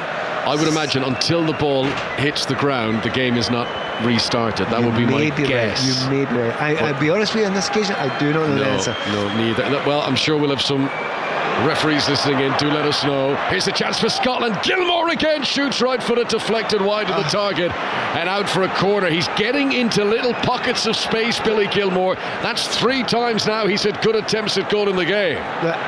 Yes, it's a good attempt, but the ball's got to be played through. If the top players, when they get the ball in that position, there was a great opportunity on Scotland didn't take it. So just to clarify, Pat, you said he should have passed instead of shooting there. Yes, absolutely should have passed him. It's De Bruyne or Silva. They see that pass, and then it's a tap-ins for Scotland. And because he doesn't see the pass, takes a shot on, it's then a half decent chance as opposed to something close to a tap-in. Christie, 20 yards outside the penalty area, the Scotland attack. Tierney with a ranging long ball, trying to get in around the back of Nathan Aki, who backpedaling is able to win the header, and then Rinders cushions it back to the goalkeeper, Mark Flecken. Yeah, I mean, if you're a striker there and you know that space and that pass is on for half a second, sounds like nothing. Half a second's enough. If it's on, you got to play it through. And as you can see, it's just a Scotsman listening to that and watching that. You don't get that many chances. That was as clean a chance, apart from the header against the crossbar, that Scotland have had in this game so far. If you're joining our coverage late, Scotland played really well in the first half. They've played well in this opening 10 minutes of the second half too, but it's the goal from Tijani Rinders, his first in international football, that has the Netherlands in front here at home in Amsterdam. Here Trouda, good ball into the midfield. Chance of an attack here now as Cody Gakpo gets it on the left-hand side for the Netherlands, attacking the penalty area. On his right boot, shoots, and there was a knuckleball movement about that shot. It swerved in the air in front of Angus Gunn, who with both gloves pushes it out for a corner. Yeah, he needed to save that one again. He's like the goal that he lost. He was on his right-hand side. He's moved across. He's put it out. He's done the right thing. I think we could go back at some point and talk about the goal, and we were wondering if maybe Angus Gunn could have done a little bit better. Corner's been taken short. Played in by Dupay. McTominay stooped down. It was just flicked in front of him, so he missed it. Xavi Simons will play it back into the penalty area. Too many Scotland players there. McGinn is going to try and dribble his way out. He's hurt his way in the process, but the counter-attack is on here. And Ryan Christie from inside his own half tried to shoot. Flecken was off his goal line, and it wasn't a clean connection. It's well wide in the end from Ryan Christie. It's a right call, though, isn't it? If you get that right, I mean, to be honest, the rugby players wouldn't probably have a goal from that far. It was a long way. But if you get it clean, the keeper was 25-30 yards out of his goal. It had to be perfect, and it wasn't. This is a fixture which has a long history of producing spectacular Scottish goals. James McFadden, who's here tonight, we were chatting to him before the game. He scored a fine goal against the Dutch not so long ago, and I guess we are legally obliged, Pat, and it's probably a surprise we've reached the 57th minute without mentioning Archie Gemmill. There was another great Scotland goal that day. Dalglish scored a cracker that day as well, but lost in the mists of time to the quality of now. Here's maybe a chance for Scotland. A break through the middle. Robertson, how did he pop up here? But he tried to turn Nathan Aki, and in coming back inside, Rinders was able to get back and make the chance. For a moment it looked like Robertson was going to be running through. Free kick to the Dutch now near the halfway line for a foul on Cody Gakpo. But really well worked again by Scotland. Brilliant stuff. I mean, yeah, he's a wing back, but he's allowed to go forward because he's got cover behind him, Robertson. Tierney will always make sure that space is there, but for all the things that Robertson is good at, he's not noted for being a great finisher. And of course the ball was on his right foot there, so that was always going to make it slightly more difficult for him. 12 minutes played in the second half. The Dutch still leading because of Rinders' goal 5 minutes before the break. This is Trouda. Plays a little 1-2 with Mats Wiefer. Good pressure from Scotland. Christie's nipped in ahead of Xavi Simons and manages to win the ball, but he can't hold on to it, and Simons, the Leipzig player, regains possession for the Netherlands. Wijnaldum back to Trouda again. And for the first time, really, the Netherlands slowing the pace down. Ball is rolled back to Virgil van Dijk. No urgency to come forward. The Dutch happy to hold on to it midway inside their own half. They still haven't had any substitutions in the game, but there are substitutes from both teams warming up at the moment. Yeah, have a look at the clock. It's always 60 minutes. Somebody will do it on 60 minutes. Gakpo shields the ball out of play. He knew the last touch had come off Nathan Patterson there, and he knew that would be a free kick to the Netherlands. Just feel they're going to need the second goal to be sure of wrapping this up. 1-0 feels high jeopardy lead at the moment in a game that's been so open and so many chances. Here is Frimpong, good ball. Simons turns, shoots just off target. He pirouetted inside the penalty area. It's on his left boot. He goes for the bottom left-hand corner and it's wide. Yep, Frimpong on the right-hand side there. I mean, full back, but it looks like a winger, doesn't he? He's not the tallest of players either. He's got really quick feet, but every time he comes up against Robertson or against Tierney, he doesn't look as if he believes he can get by. So what he does is put a dangerous ball in there, and didn't quite fall to any of the orange-shirted players. Just going down there just now is Patterson. I actually think he's had a really good game today. I mean, he's up against Cody Gakpo, who's a top player, who's scored so well for the Dutch and been playing well for Liverpool as well, but he's given at least as good as he's got against Gakpo. He's got 13 goals for Liverpool this season in all competitions, Cody Gakpo. He's been on a very good run for his country as well. Here's McTominay in the midfield. Oh, lovely feed from Scott McTominay there to get away from Simons. He eventually does lose it, but he did a lovely deceptive touch to buy himself a little bit of time there. Gilmour gets it back for Scotland. Runs into the centre circle to the feet of Shankland. Shankland given his chance to lead the line by Steve Clarke. Reward for all the goals he scored for Hearts in Scotland this season. Porteous, Tierney, and now up to Robertson, who'll come into the Dutch half. Scotland playing from left to right in this second half. Steve Clarke is having a word with John Carver down in the technical area. It would feel like a Scotland change is imminent. The Dutch are certainly going to make at least a double change any moment now. There's a lot of activity down in their technical area. Scotland in possession, halfway line. Nathan Patterson infield to Billy Gilmour of Brighton. John McGinn picks it up and uses his sturdy frame to hold off to Gianni Rinders. That's another phrase used for John McGuinn when everyone's trying to find different phrases to use that movement. He sticks his backside out. Let's be honest about it. You use every tool in the toolbox. This is Aki up towards Memphis Depay, who likes to play with the socks really low down. And his shin pads, Depay, must be the size of a postage stamp to squeeze them in underneath those roll-down socks. This is Nathan Aki, midway inside his own half. And under pressure from Christie, he'll turn and roll it back to Mark Flecken. We are at the hour mark, substitution time, and changes are on their way. Oh, mistake at the back, chance for Scotland here. This is the moment, off the crossbar again. Lawrence Shankland, one-on-one with Mark Flecken, and he went for power, and he went for the top corner, and it clips the frame of the goal. Scotland's most gilt-edged opportunity of the evening, and it's not been taken. You know, you're talking about any player in the Scotland team. I'm telling you, any player in Scottish football you want there, one-on-one with a goalkeeper, it's Lawrence Shankland. His finishing has been astonishing this season, absolutely brilliant. And on this occasion, he probably had slightly too much time. Oh, what a shame for the lads. Wiefer, who gave the ball away there, McTominay had won it for the opportunity for Lawrence Shankland. Wiefer's been taken off here. Joey Veerman of PSV Eindhoven comes on in his place. And they're also going to bring on Denzel Dumfries, who plays in Italy with Inter Milan. Dumfries, who's been a regular in the team in recent years, and he is on as well. So Wiefer has gone off, Frimpong has gone off. Dumfries coming on at right back where Jeremy Frimpong had been playing for Ronald Koeman. Netherlands 1, Scotland 0. 5 Live and BBC Sounds. We're inside the Johan Cruyff Arena in Amsterdam. This is first touch since coming on for Joey Veerman. 7th cap for him this evening. Player who provides a lot of assists for PSV Eindhoven in the Eredivisie. Aki near the halfway line, another touch for Veerman. The Netherlands still playing with the midfield three, but now it's Veerman, Wijnaldum and Rinders. Depay gets a touch back to Denzel Dumfries.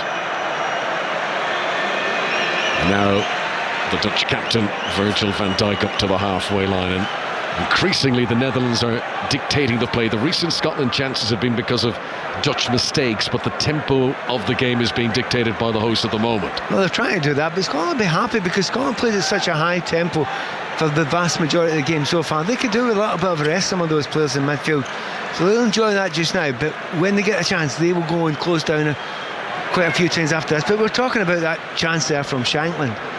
You think of the header off the crossbar, hitting the crossbar again there. The chance a few moments ago when the ball should have been played through to Shankland and it wasn't played through to him. Scotland have had really great opportunities in this game. You don't expect to get too many, and that's before you start talking about the amount of times Scotland have got down the lines and got good crosses in. So Stevie Clarke, I think when we talk to him after a game, it's an absolute sticker, and he'll just talk about that final third. Scotland have been able to create the chances that will please the coach, but against this sort of opposition you've got to take your opportunity. Scotland have possession, 1-0 they trail in Amsterdam. John McGinn near the centre circle, veers away from Rinders, plays it out to Andy Robertson on the far side, back to Tierney, 15 yards outside his own penalty area. McTominay drops into a pocket.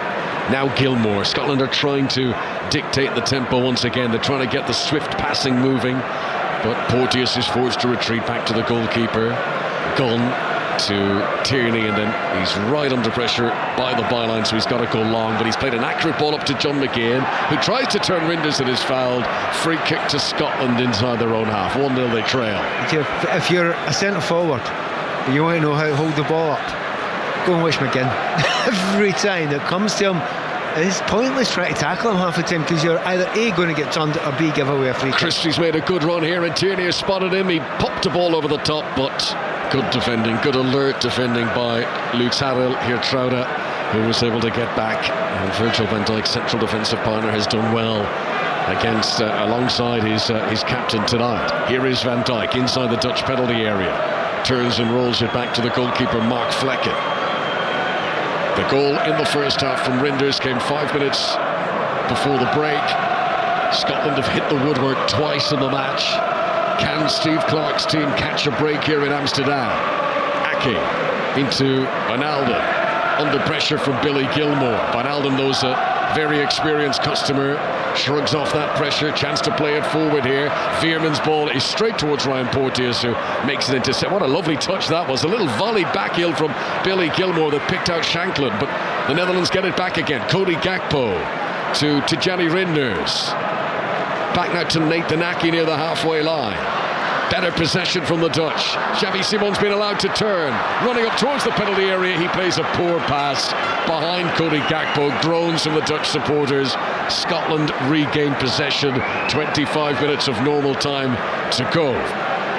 Again, Scotland, you talk about Billy Gilmore there, nice little touches. I think he's been fabulous in this game. I mean, he does not look out of place in any company, generally wherever he plays. I mean, he plays at top level in England anyway, but you put him in an international game against the Dutch, famed for their quality midfield players. It's a good argument Gilmore might have been the best player in that midfield tonight. Coming up to 10:15 local time here in the Netherlands. Don't forget, tomorrow England against Brazil. You can listen to the game live from Wembley here on 5 Live. It's a 7 o'clock kickoff. Earlier on tomorrow, Manchester City women against Manchester United women. It's the Manchester Derby. Commentary on 5 Live at 12:30. The game also available to view on BBC One television. And a busy week of internationals to come. On Tuesday, Wales against Poland in that playoff final on 5 Live. England against Belgium friendly will be available to listen to on Sports Extra on Tuesday. Wednesday night, Chelsea against Ajax in the second leg of the Women's Champions League quarter-final. And on Thursday night, 5 Live's 30 defining sporting moments. Eleanor Oldroyd and guests remember 30 of the biggest sporting moments during 5 Live's history, because this week, 5 Live celebrating 30 years of existence. Right, Steve Clarke is making some changes here inside the Johan Cruyff Arena in Amsterdam. Shane Adams has come on.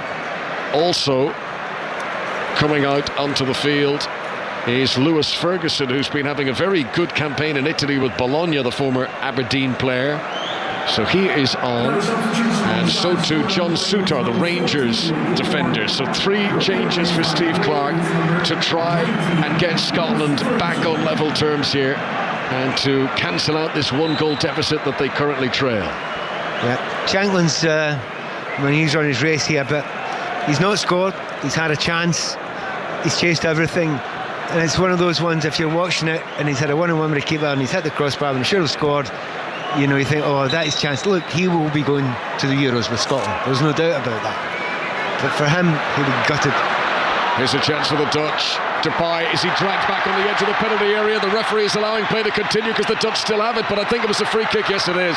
Scotland win the ball back. John Souttar's first touch, however, the referee was playing an advantage. It was a foul on Memphis Depay, and this is a free kick in shooting distance on the edge of the D. Yep, seemed a wee bit unnatural the way he got himself into that position there. I mean, similar to John McGinn a little bit earlier on, you know, you don't grab people back in that situation. You know when you're going to give a free kick, a yellow card almost certainly way as well. To be fair, Depay knew what he was doing. He was leaning into it to some degree, but that's secondary now. Free kick, 20 yards out, perfect position. Gakpo just cannot wait to go on the end of this. Ronald Koeman would have loved this, wouldn't he? Scored the winning goal in the Champions League final with Barcelona, won the old European Cup with PSV Eindhoven. And the Dutch head coach knows all about taking free kicks from this territory. Can Memphis Depay come up with a special moment here? Scotland have got a draft excluder lying down at the back of the wall.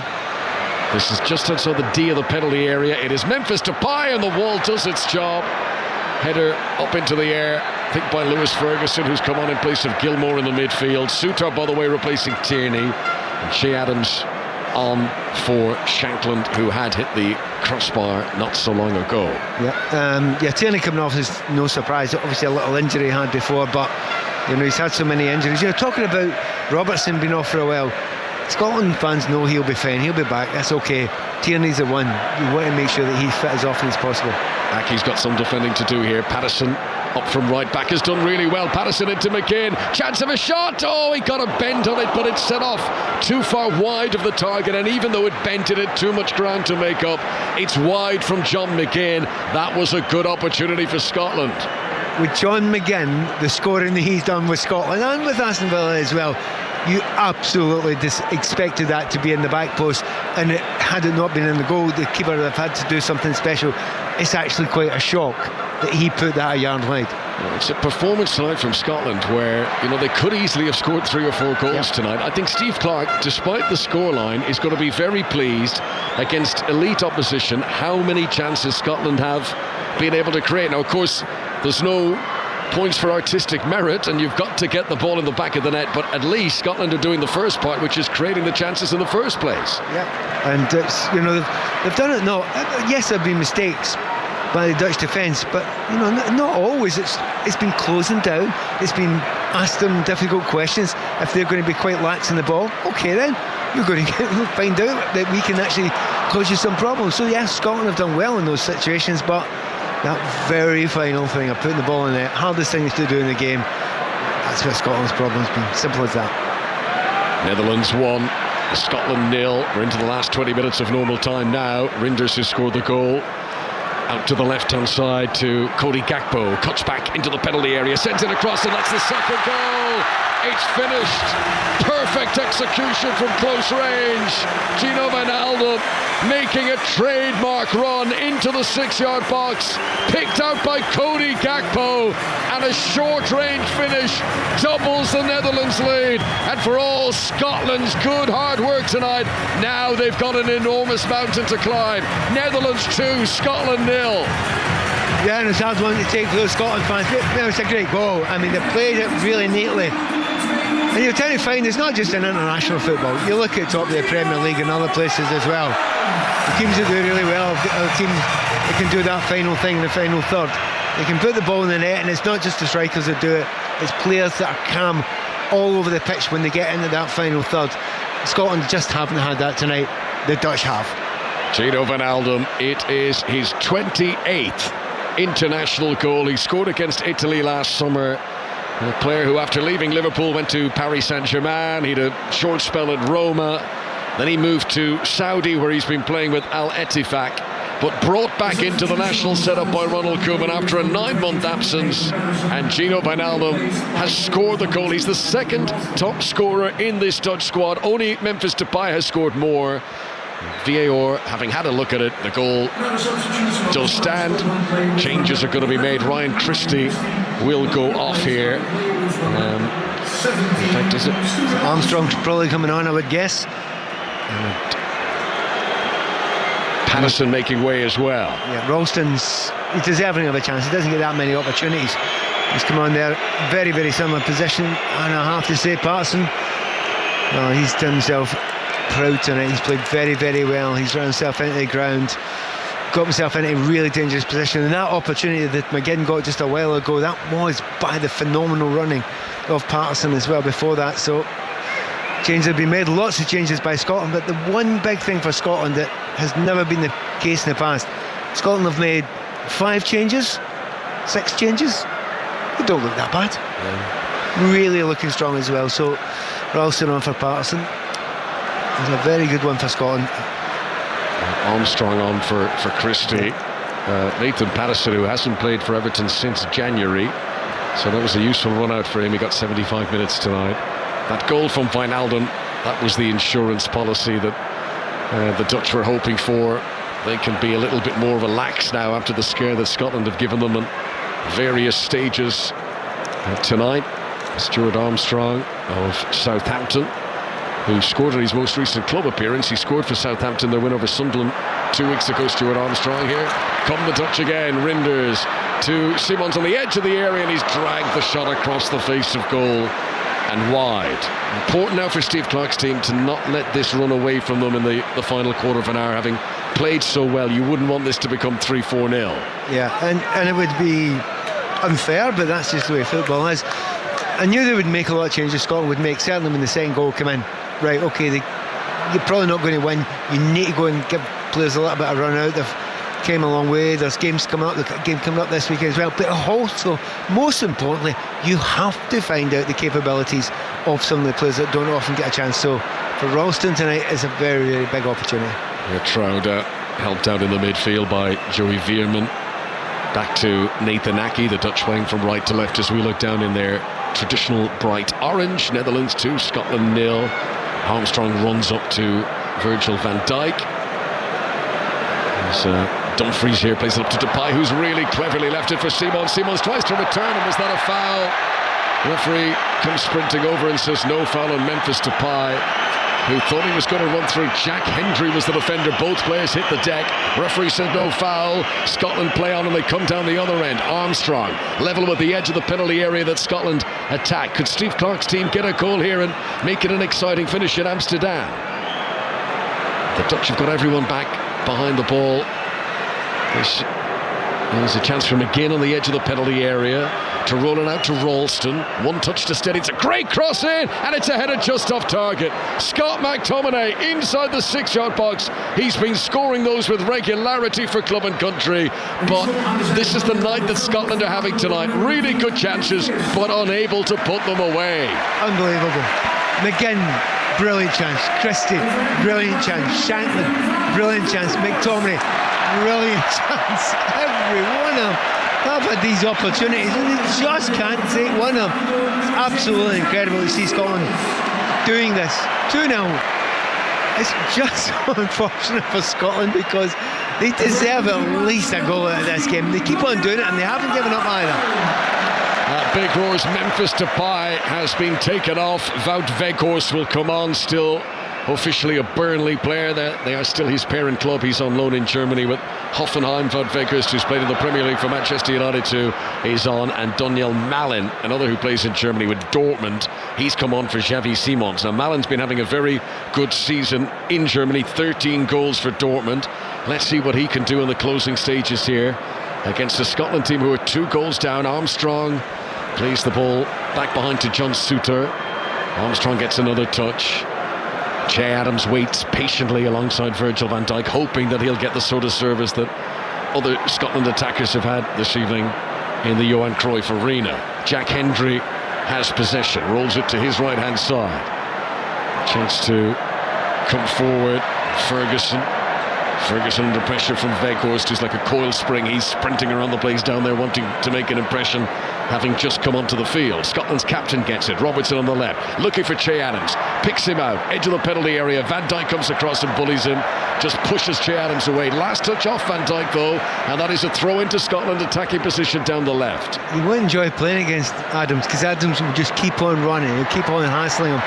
He wants to have the ball at his feet a few times, Van Dijk, but he'll get a run around here. Well, this is a scenario, this is all preparation for the Euros in the summer, and there'll be surely a moment when Scotland need a late goal in the game. So we're getting to see what an all-out late attack from Steve Clarke would look like if you really have to push the button and deliver something. And it's a more attacking formation now after the substitutions. Ball into the penalty area is overstruck from Souttar, and that's easily taken by Mark Flecken, the Dutch goalkeeper, but he bowls it out low and it's been given away. Armstrong out to Robertson on the left-hand side, leaning back as he sends in the delivery. Dumfries got a touch on it. McTominay. Che Adams pulls it back from the byline, but pulls it back straight to Virgil van Dijk, whose clearance isn't emphatic, and Scotland remain on the attack here. McTominay steps into the penalty area, gives it back out to Robertson. First touch wasn't great, then he delivers a cross that's too close to the goalkeeper, and that first touch just disrupted the rhythm there for Andy Robertson, and the Scotland attack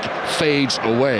Yeah, but they're not giving up attacking. They're 2-0 down, but the problem with that, the counter-attack, and here come the Dutch with Malin down the other end. Low ball into the penalty area. Porteous is able to lean back and clear the ball away, and it's an accurate clearance up to Armstrong, and the game is stretched in the closing stages in Amsterdam. Just over 10 minutes of normal time to play. 5 Live and BBC Sounds. This international friendly tonight, a warm-up game for Euro 2024, of which both these teams will be involved in the summer. Ferguson has it on the halfway line, rolls it back to Jack Hendry. Now Ryan Porteous.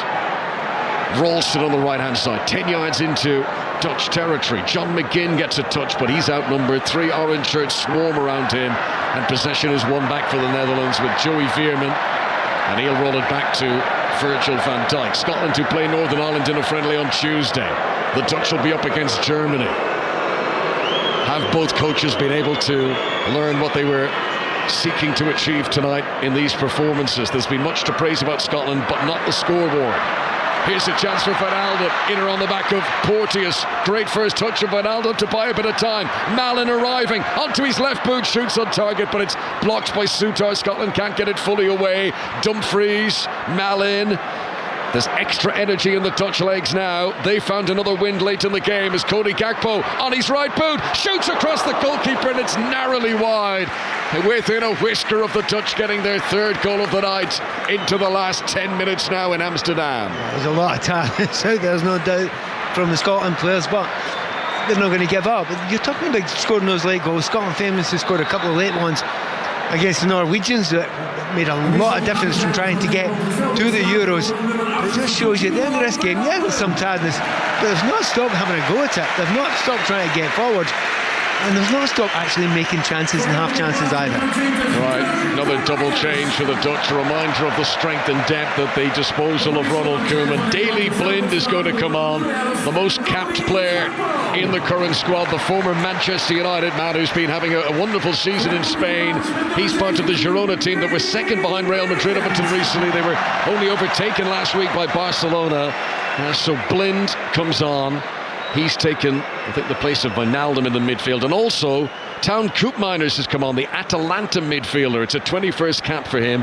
Atalanta, who've been drawn to face Liverpool in the next round of the Europa League.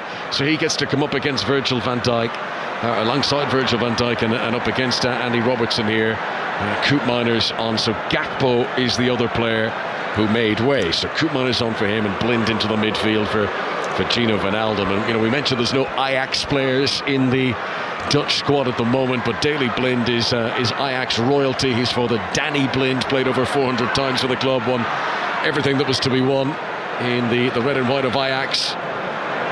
As Scotland look to see this out now. 2-0 in front against the Netherlands, 2-0 in front against Scotland here with 7 minutes to play. Pat Nevin. Yeah, and I hope I'm not being biased. I don't think I am. Scotland deserve a goal in this game. The way they've fought, the way they've battled, the way they've played really good football, not trying to, just kick the opposition off it. Look, we'll take you on technically as well. For long periods have looked as good technically, and certainly in terms of chances, Scotland have made just as many. Rinders, that's a good ball into the penalty area. Koopmeiners around the goalkeeper, sliding back was Porteous.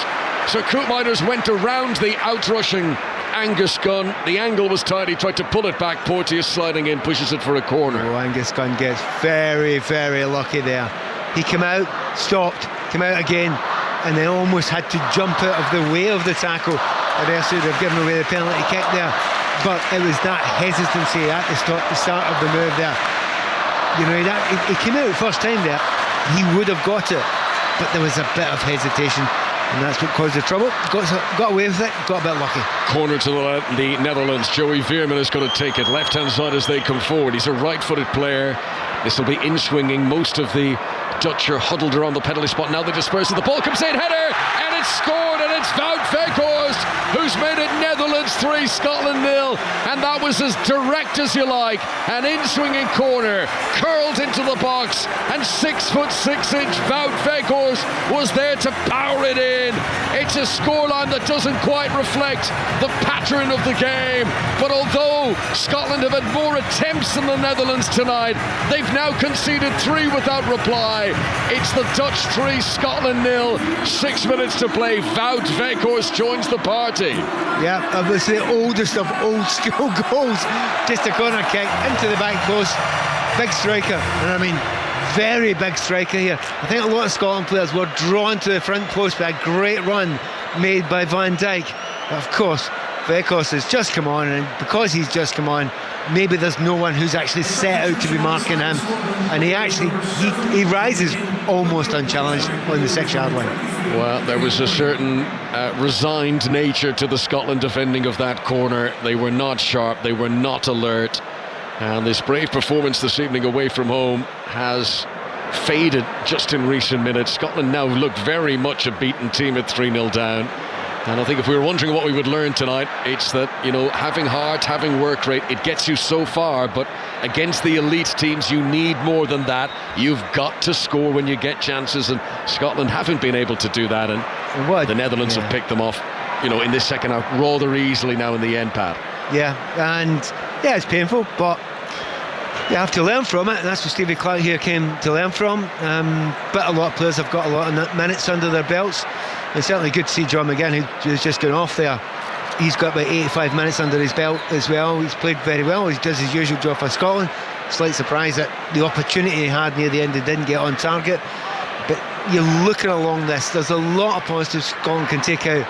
But boy, it's a punch in the solar plexus. You're 3-0 down. Again, Malin into the penalty area. Porteous couldn't stop him. He's 4. Super finish by Donyell Malin. His 6th international goal. But he has bullied the Scotland defence again there. Porteous was swept aside. And a Scotland team that have put in such a good performance for so long, it's caving late on.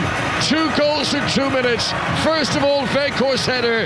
Now a quite wonderful pounce by Donyell Malin. And the Netherlands are running away with it now. 4-0 in Amsterdam. Yeah, hard one to take. It's poor defending. You've got to make the tackle there. He actually does get a touch on the ball when it's going through, and he thinks it's going to get back to the goalkeeper. The goalkeeper's not been able to get out there in time. And if you do that with good players around like Malin's just gone in there, flicked it round, never looked in doubt that he would miss it when he was given the chances. And when they've got opportunities, the Dutch have just cruised. So they're going to check this one, but I have to say I couldn't see anything wrong with that. Well, Ronald Koeman's going to be delighted with this. The Dutch fans are absolutely delighted with it.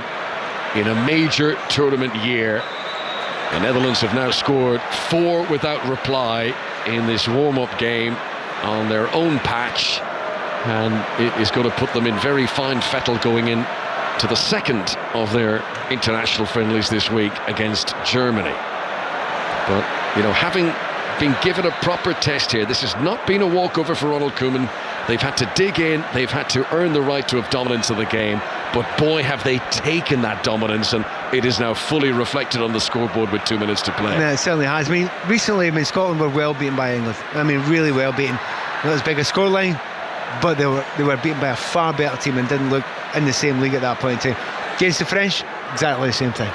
Miles and miles away, but not against the Dutch. Jerry McLean had come on from McGinn, has been robbed of possession. Malin comes squirting forward, plays it low, and it nearly comes back to him. Malin inside the penalty area, but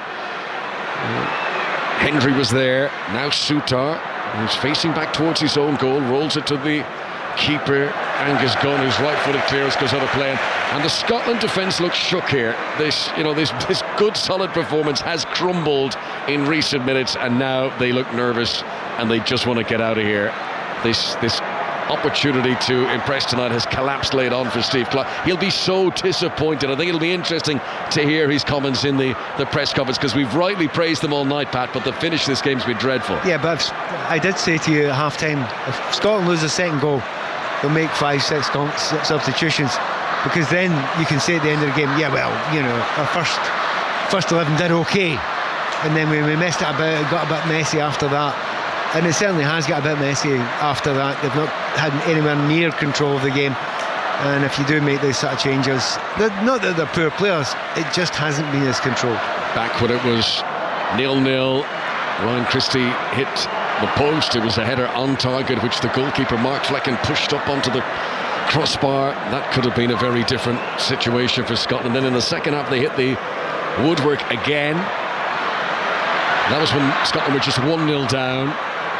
Moments that could have changed the trajectory of this tale in Amsterdam this evening, but it hasn't been. And Aki here wins it back off Che Adams. Davy Blinn gets a touch back to Joey Veerman, and the Dutch are enjoying themselves now. It's rolled in front of Denzel Dumfries on the far side. Into the final 30 seconds of normal time. The Netherlands 4, Scotland 0. A late flurry of goals has put a real sheen on this scoreline against Scotland's favour. Goals in the 84th and the 86th minute for Weghorst and for Malin. Yeah, they're two good players to bring on. Two very, very good players to bring on. And we're just about hitting 90 minutes now, and with that number of subs, it should be about 9 minutes, and it's it won't be. It's 3. 3 minutes to be added on. When the Wijnaldum goal went in, that was the 72nd minute. Here's Malin in again, over the goalkeeper, lands on the roof of the net. It wouldn't have counted anyway, he was offside. But he's looked very sharp since coming on, Daniel Malin. Yeah, he does look incredibly sharp.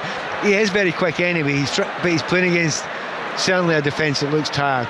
And they've almost given it away again. He's chased down again, and Scotland want this finish. They want it over with just now. There's just lots and lots of players. Hendry, he closed down there, he just couldn't get the ball at his feet quick enough, and that could have been 5. And there's a big psychological difference between 4 and 5. 4 is not a good result. 5, it is officially a hammer. So the Netherlands, who were knocked out of the Qatar World Cup at the quarter-final stage, they went out, you might remember, on penalties to Lionel Messi's Argentina, the eventual winners. I wonder how much we can read into this scoreline tonight as to what sort of presence the Netherlands are going to have in Germany in June and July. By the way, we haven't really spoken about it too much, Conor. Van Dijk is just so effortlessly brilliant all the time. You almost forget to say it, don't you? And once again tonight, he's been imperious. He's been fantastic, yeah. So often he's just right place at the right time. The anticipation is fantastic. Here's Nathan Aki just on the edge of his own penalty area, turns and rolls it back to Mark Flecken. Would you put the Dutch in the bracket of potential Euro 2024 winners, Pat Nevin? Of potential, yeah, but I wouldn't say favourites. I mean, they are capable of getting far, but having watched what I've watched tonight, if they play like this, particularly in a kind of wider defensive, take Van Dijk out of it, they play like that, they won't win it. They absolutely will not win it. England would destroy them doing that. England have got too many quality creative players, and unlike the Scots, I don't think you would give Harry Kane 3 or 4 chances like this. No, he'd miss them all. It's remarkable. If anyone's tuning in late, Netherlands are leading 4-0 against Scotland, but Scotland have had more attempts in the game than the Dutch have had, which is crazy. And it's not a kind of weird statistic. There's the last parts of the game, Scotland deserved that to have chances. Lovely footwork from Malin. What a ball into the pen. This could settle it with a flourish. But the shots from Koopmeiners is over the top. Malin's been a revelation. He did a little shuffle there to get a bit of space, delivered a perfect ball into the penalty area, and Koopmeiners, who took it full on the volley, couldn't keep it down. Yeah, and it's the defensive back line. And since the Celtic player Ralston's come on, the back 3, they just don't look as if they're working together anymore in Scotland. And the Dutch know that. They're not stupid. They are good players. And the players they've brought on are decent quality players as well, without a doubt. There is the full-time whistle. It finishes Netherlands 4, Scotland 0. A disappointing scoreline for the travelling Tartan army. There are positives to take from this performance, and looking back over the full 90 minutes, I'm sure Steve Clarke will see them, but it's never nice to lose any game 4-0. And Ronald Koeman comes across and puts his arm around Steve Clarke and gives a little bit of a shrug. But the Dutch on the scoreboard, too good tonight. Yeah, going forward, looking very, very good indeed. We know they've got quality players, and if you've got quality players in the final third, don't give them opportunities. And some people could argue, and it might be the case, that when they had to step in the gas, they did. And certainly that was the case. It felt like that to both of us near the end of the first half.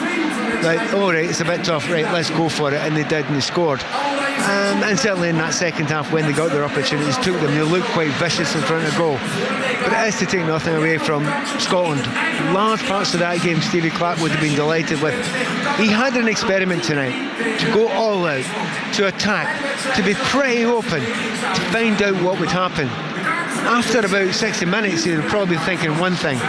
After 90, he's probably thinking something completely different.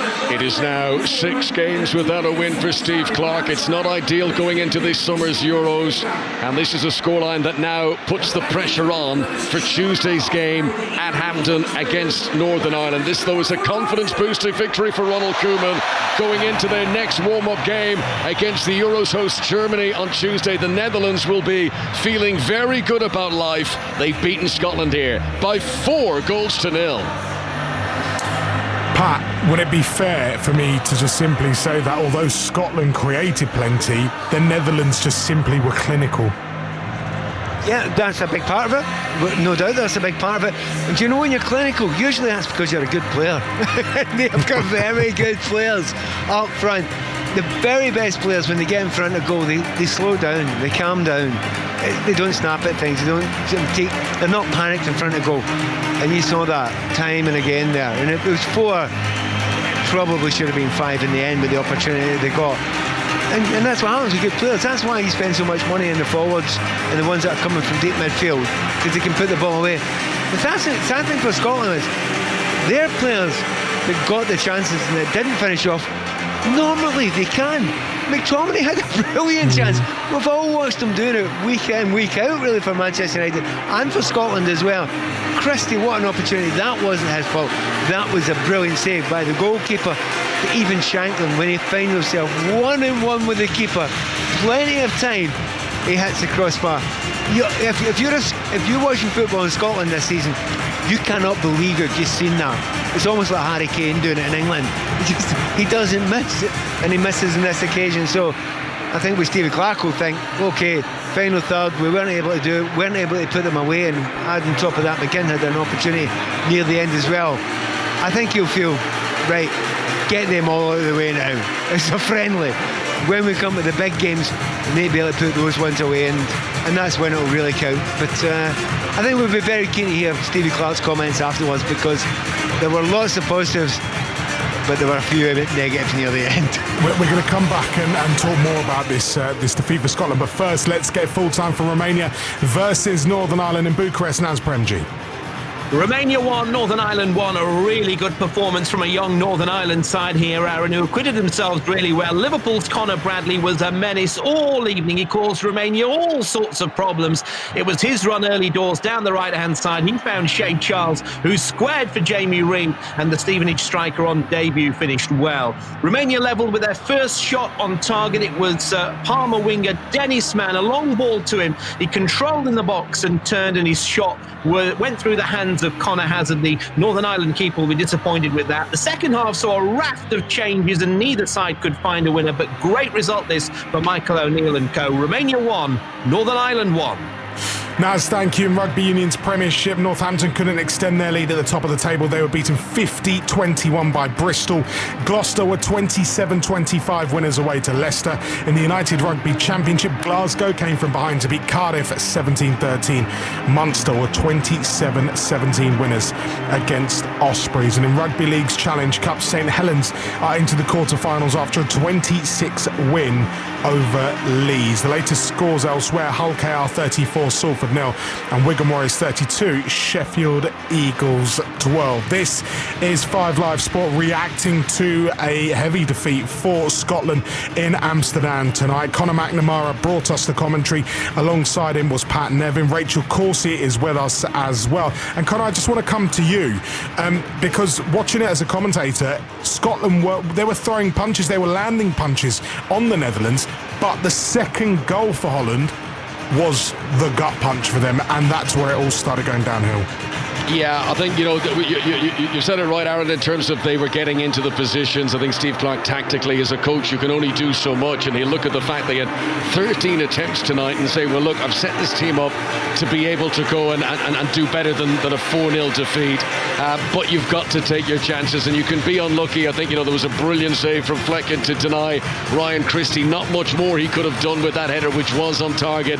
Nothing you can do if the goalkeeper just makes a world-class save, but there was a chance for John McGinn in the second half, which I think, by his Aston Villa standards, and we've seen him get 8 goals for his club this season, he'll have been disappointed not to have gotten closer to the target. We said right at the start of the night, bare minimum for Scotland was to put in that effort, was to have the hunger, was to run their socks up, and they delivered all that. But this is now playing with the big boys, and this is why I think this was such a good test for Steve Clarke's team tonight, for the kind of atmosphere they're going to face in the Euros in the summer. You're in this wonderful stadium, very partisan crowd against them. This is what they're going to have in that opening game against Germany when they're taking on the hosts. and a real reality bite tonight that hard work on its own isn't enough. You've got to take the chances, a lesson that hopefully might bring some dividends for Scotland later on in the year. Let's bring in the women's captain, Scotland women's captain, Rachel Coursey. Rachel, I can imagine when Weghorst scored that header, you must have been shaking your head because the marking was non-existent. Yeah, it was a tough goal to lose, and I think one specifically that Scotland have actually been superb on set pieces. They spend a lot of time on that. It's a big part of also the attacking side of things, but defensively I know they pride themselves in that, so that'll be looked at. It doesn't happen often. I think McTominay's just misjudged it slightly. He's just got underneath it. So yeah, disappointing. I honestly felt though that on the whole I don't actually feel disappointed at all by the performance. The result of course is painful, but when you think about, they've played Spain, England, France recently. I felt watching those games, the intensity of those games, you just felt those teams had a bit more than we did. I felt tonight we matched that intensity. You're talking about a real top side. They put out a pretty strong 11. Yeah, they had a couple of players on the bench that we might normally see start, but I felt they went strong too. They wanted to look at players and certainly had a lot of their starting players as well in that 11. And I felt for the first 70 minutes, I thought we were excellent. We've spoken about the chances we missed. I think, though, there's a huge amount of growth there. And I know that Steve Clarke will be disappointed with the scoreline. I know he'll come out and speak about that disappointment. But I also think he'll be really, really pleased with so many things that you'll have seen tonight. Because at the end of the day, this game was about preparation for the summer. And I think I do really feel like it's a big step forward. And I feel we're in a place that is much further ahead than where we possibly were, 6 months ago, 12 months ago. Pat, just looking ahead to Northern Ireland on Tuesday and the experiment and in particular Lawrence Shankland in attack, does Steve Clarke think, let's revert back to type, let's go back to Lyndon Dykes and Che Adams and see what they can do and try and gel them back together? I'll be honest with you, it's great to have three options. Scotland for a long time didn't have real options up front, and actually I think Shankland is definitely an option. He got himself in a great position for his chance there. He didn't score it. We were talking about those chances, go through them, the ones that were really obvious ones. The Christie one where he hits the bar, but great save. Shankland hits the crossbar 1-on-1. McTominay header, he scores 9 times out of 10. McGinn should have got that one on target. There was a through ball just before that wasn't played to Shankland. He'd have been through 1-on-1. Now I couldn't imagine Shankland missing 2 of them in one game, because he just doesn't do that sort of thing. So you look at Shankland, he's probably done all the right things, playing against up there with the best, if not the best centre back in world football. And he's asked him a few questions and got away from him a couple of times. So no, you don't write Shankland off yet, absolutely not. And I don't think Stevie Clarke will. It'll be tough in newspapers and maybe social media. A couple of people will have a go. Clarkie's not like that. He understands it. Hey, this is a tough place to come. He's got himself in the right positions. He's made good spaces for Rachel said that, and at half-time correctly, that his work rate was brilliant and was making spaces for other people, specifically Christie, to come in. So no, you don't rip this one up. This wasn't awful. This was a lot to learn. And I do underline to anyone listening just now, probably think, Scotsman, talking nonsense because your team have got absolutely battered. It's not about that. You sit back. I will tell you when we get battered, because Scotland have been battered quite a few times by very, very good teams. But the one question will remain: will Stevie Clarke send his team out as open as that again against one of the very teams? And I think that is highly unlikely. Rachel, talk to me about confidence and this run now that Scotland are on, 6 without a win, 3 more games before the Euros. What will the players be thinking tonight? Pat just mentioned then, and you have mentioned as well, that this isn't a defeat to be ashamed of necessarily. Scotland played some really good football at times. It's just a really negative result and a really poor result. Yeah, and even to Pat's point, I think they've made a few changes tonight. Of course they have, as the games went on. But if you looked at the stats probably around the 70th minute, just before they'd got their second goal, we weren't that open. I thought defensively we were pretty good. The game just then in the end did open up. And that's why when both teams make changes, and you're at a point in the season where probably a few tired legs perhaps as well. So I actually don't. I think confidence will be absolutely fine. I know that probably sounds a strange thing to say, but we heard Steve Clarke before the game. The results that disappoint him are the draws in the qualification games, and I think that's the sort of progress we have made, because you're looking at those two games that are tough games. It was Norway at home, it was Georgia away. They're not easy, and the fact we're disappointed not to win those, I think, shows the standards that we're demanding time and time again. I think when you look at the 4 results, it's 4 teams that are ranked in the top 10 in the FIFA World Rankings. Now, there's some things, of course, you're not going to be happy to have not won in 6 games, but I also think the opportunity for a team like Scotland to play against England, Spain, France and Netherlands within this short space of time, you're looking about, I think, 9 months maybe across those 4 games have all happened. That is so valuable. I know as a player playing these games, it's tough to get beat, it is. But you need these games if you want to go into a tournament and be ready to play teams that play with it, that level and that intensity. And that's what Scotland are doing. They're trying to prepare to go to a tournament. So I think the team very much know what it's about. I think Steve Clarke's got a very clear narrative. I think he does a fantastic job of motivating the players, getting them to do what he wants them to do. They have a huge amount of belief amongst the group. They've had some fantastic results, even if it's not coming the last few games. I honestly do believe it's a very good group, and the environment, I think, is good. The culture is good. I still think it's very positive, and I know that's quite rare. As Pat mentioned as well, Scottish fans, they love to just be on the negative and moan and criticise, but I do genuinely feel these games are fantastic prep, and it's only going to make us as ready as we can be. Pat, just looking at the goalkeeping situation, a lot of talk on social media about Angus Gunn and the first goal. Steve Clarke has brought or called up 4 keepers to this international camp. He's talked about competition for places and everyone sort of playing for their chance to go to the Euros. Is that a position he may be looking at, especially with the evergreen Craig Gordon in the squad? You can't ignore Craig Gordon. You just can't ignore him. And I know he's in his 40s, but he's come back from injury now. You've got 2 Hearts goalkeepers together pushing for this position as well as the other 2. I have to be honest, Angus, he seemed a wee bit sluggish with his feet for the first one. I think he'll probably be a wee bit disappointed. Look, it's a great hit at the end of a great move, and it's been pinged. So, you think it's a good goal. But his feet movement was a wee bit quick. I actually think he slightly slowed down going to it because he was going to go straight into the post. His head would have smashed into the post had he dived full. So I can understand why questions will be asked about that one, but let's get that one in perspective as well. He's not put a foot wrong up until now, Angus Gunn. So in every position you will get days where you get the odd thing wrong, and with goalkeeping it always shows up. At the moment I still think he's probably number 1, but Craig's there, and Craig generally doesn't let Scotland down. We're again in a good position where Scotland have got quite a few options in that position, but Stevie Clarke is actually going to have to leave one of those goalkeepers behind, and I think that's going to be a tough call. Let's take some of the positives, Rachel, and some of the individual performances that were excellent, particularly in the first half. I picked out Andy Robertson at half time, but I mean John McGinn, 85 minutes for him, fantastic. And we have talked quite extensively about Lawrence Shankland, but who else can you pick out and say, yeah, you know what, they've done their chances no end of good to get on that plane for Germany?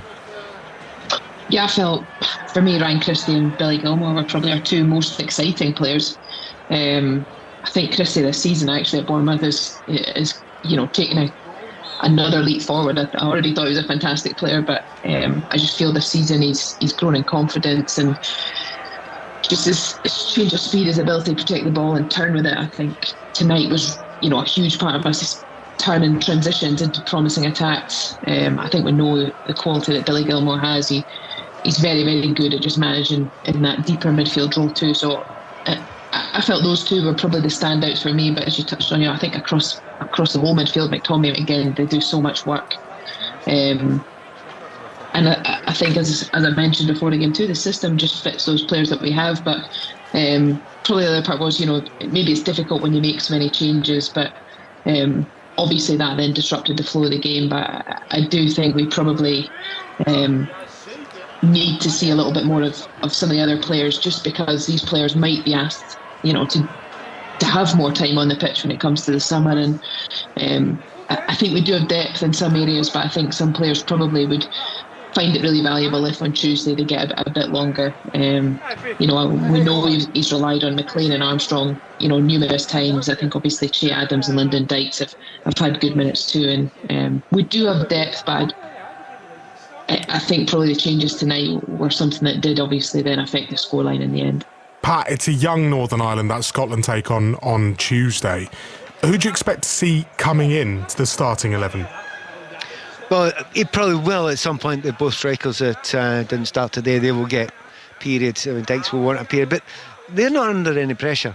They're going, so they're not worried about them. He knows absolutely what Lyndon Dykes can do. He knows absolutely what Che Adams could do. What he needs to know is the capabilities of Lawrence Shanklin to play and score goals at the level of international. Now, Northern Ireland is a completely different thing from playing at the Amsterdam Arena against a very, very good Dutch side. By the way, I keep on going on. I mean, I've not checked social media or anything just now, right? But there must be people saying, whoa, they two sound awfully positive after a 4-0 hammering. I actually honestly cannot remember watching a game and coming out thinking, right, 4-0 down. Actually, that was all right. It's the weirdest thing. There's been plenty of times in the past where 2-0 down, I thought, well, we stunk there. It is the weirdest thing, but it is an absolute honesty. There are lots and lots of positive, and I would echo exactly what Rachel said. Our midfielders, McTominay was absolutely magnificent. He was towering today at various points in the game. And Billy Gilmore, honestly, give him an honest strip, and he looks perfectly good on that other side. Andrew Robertson has spoken to TV this evening and has talked about Lawrence Shanklin and said, I thought Shanks was outstanding. It's not easy playing against Van Dijk. He's incredible, but the goals will come for him. We're proud of how he played. So there you go, Pat, for positivity. It's coming from inside the camp as well. Yeah, I think when you have a player that are playing down in England and maybe you're not seeing Lawrence that often up at Hearts, you're not sure. Yeah, well, they'll see him tonight. And if you're a player, be it Robertson or others, you want your centre forward to be making moves for you, runs for you, dragging players around. And you see that when you're on the pitch because he's helping you by making those runs.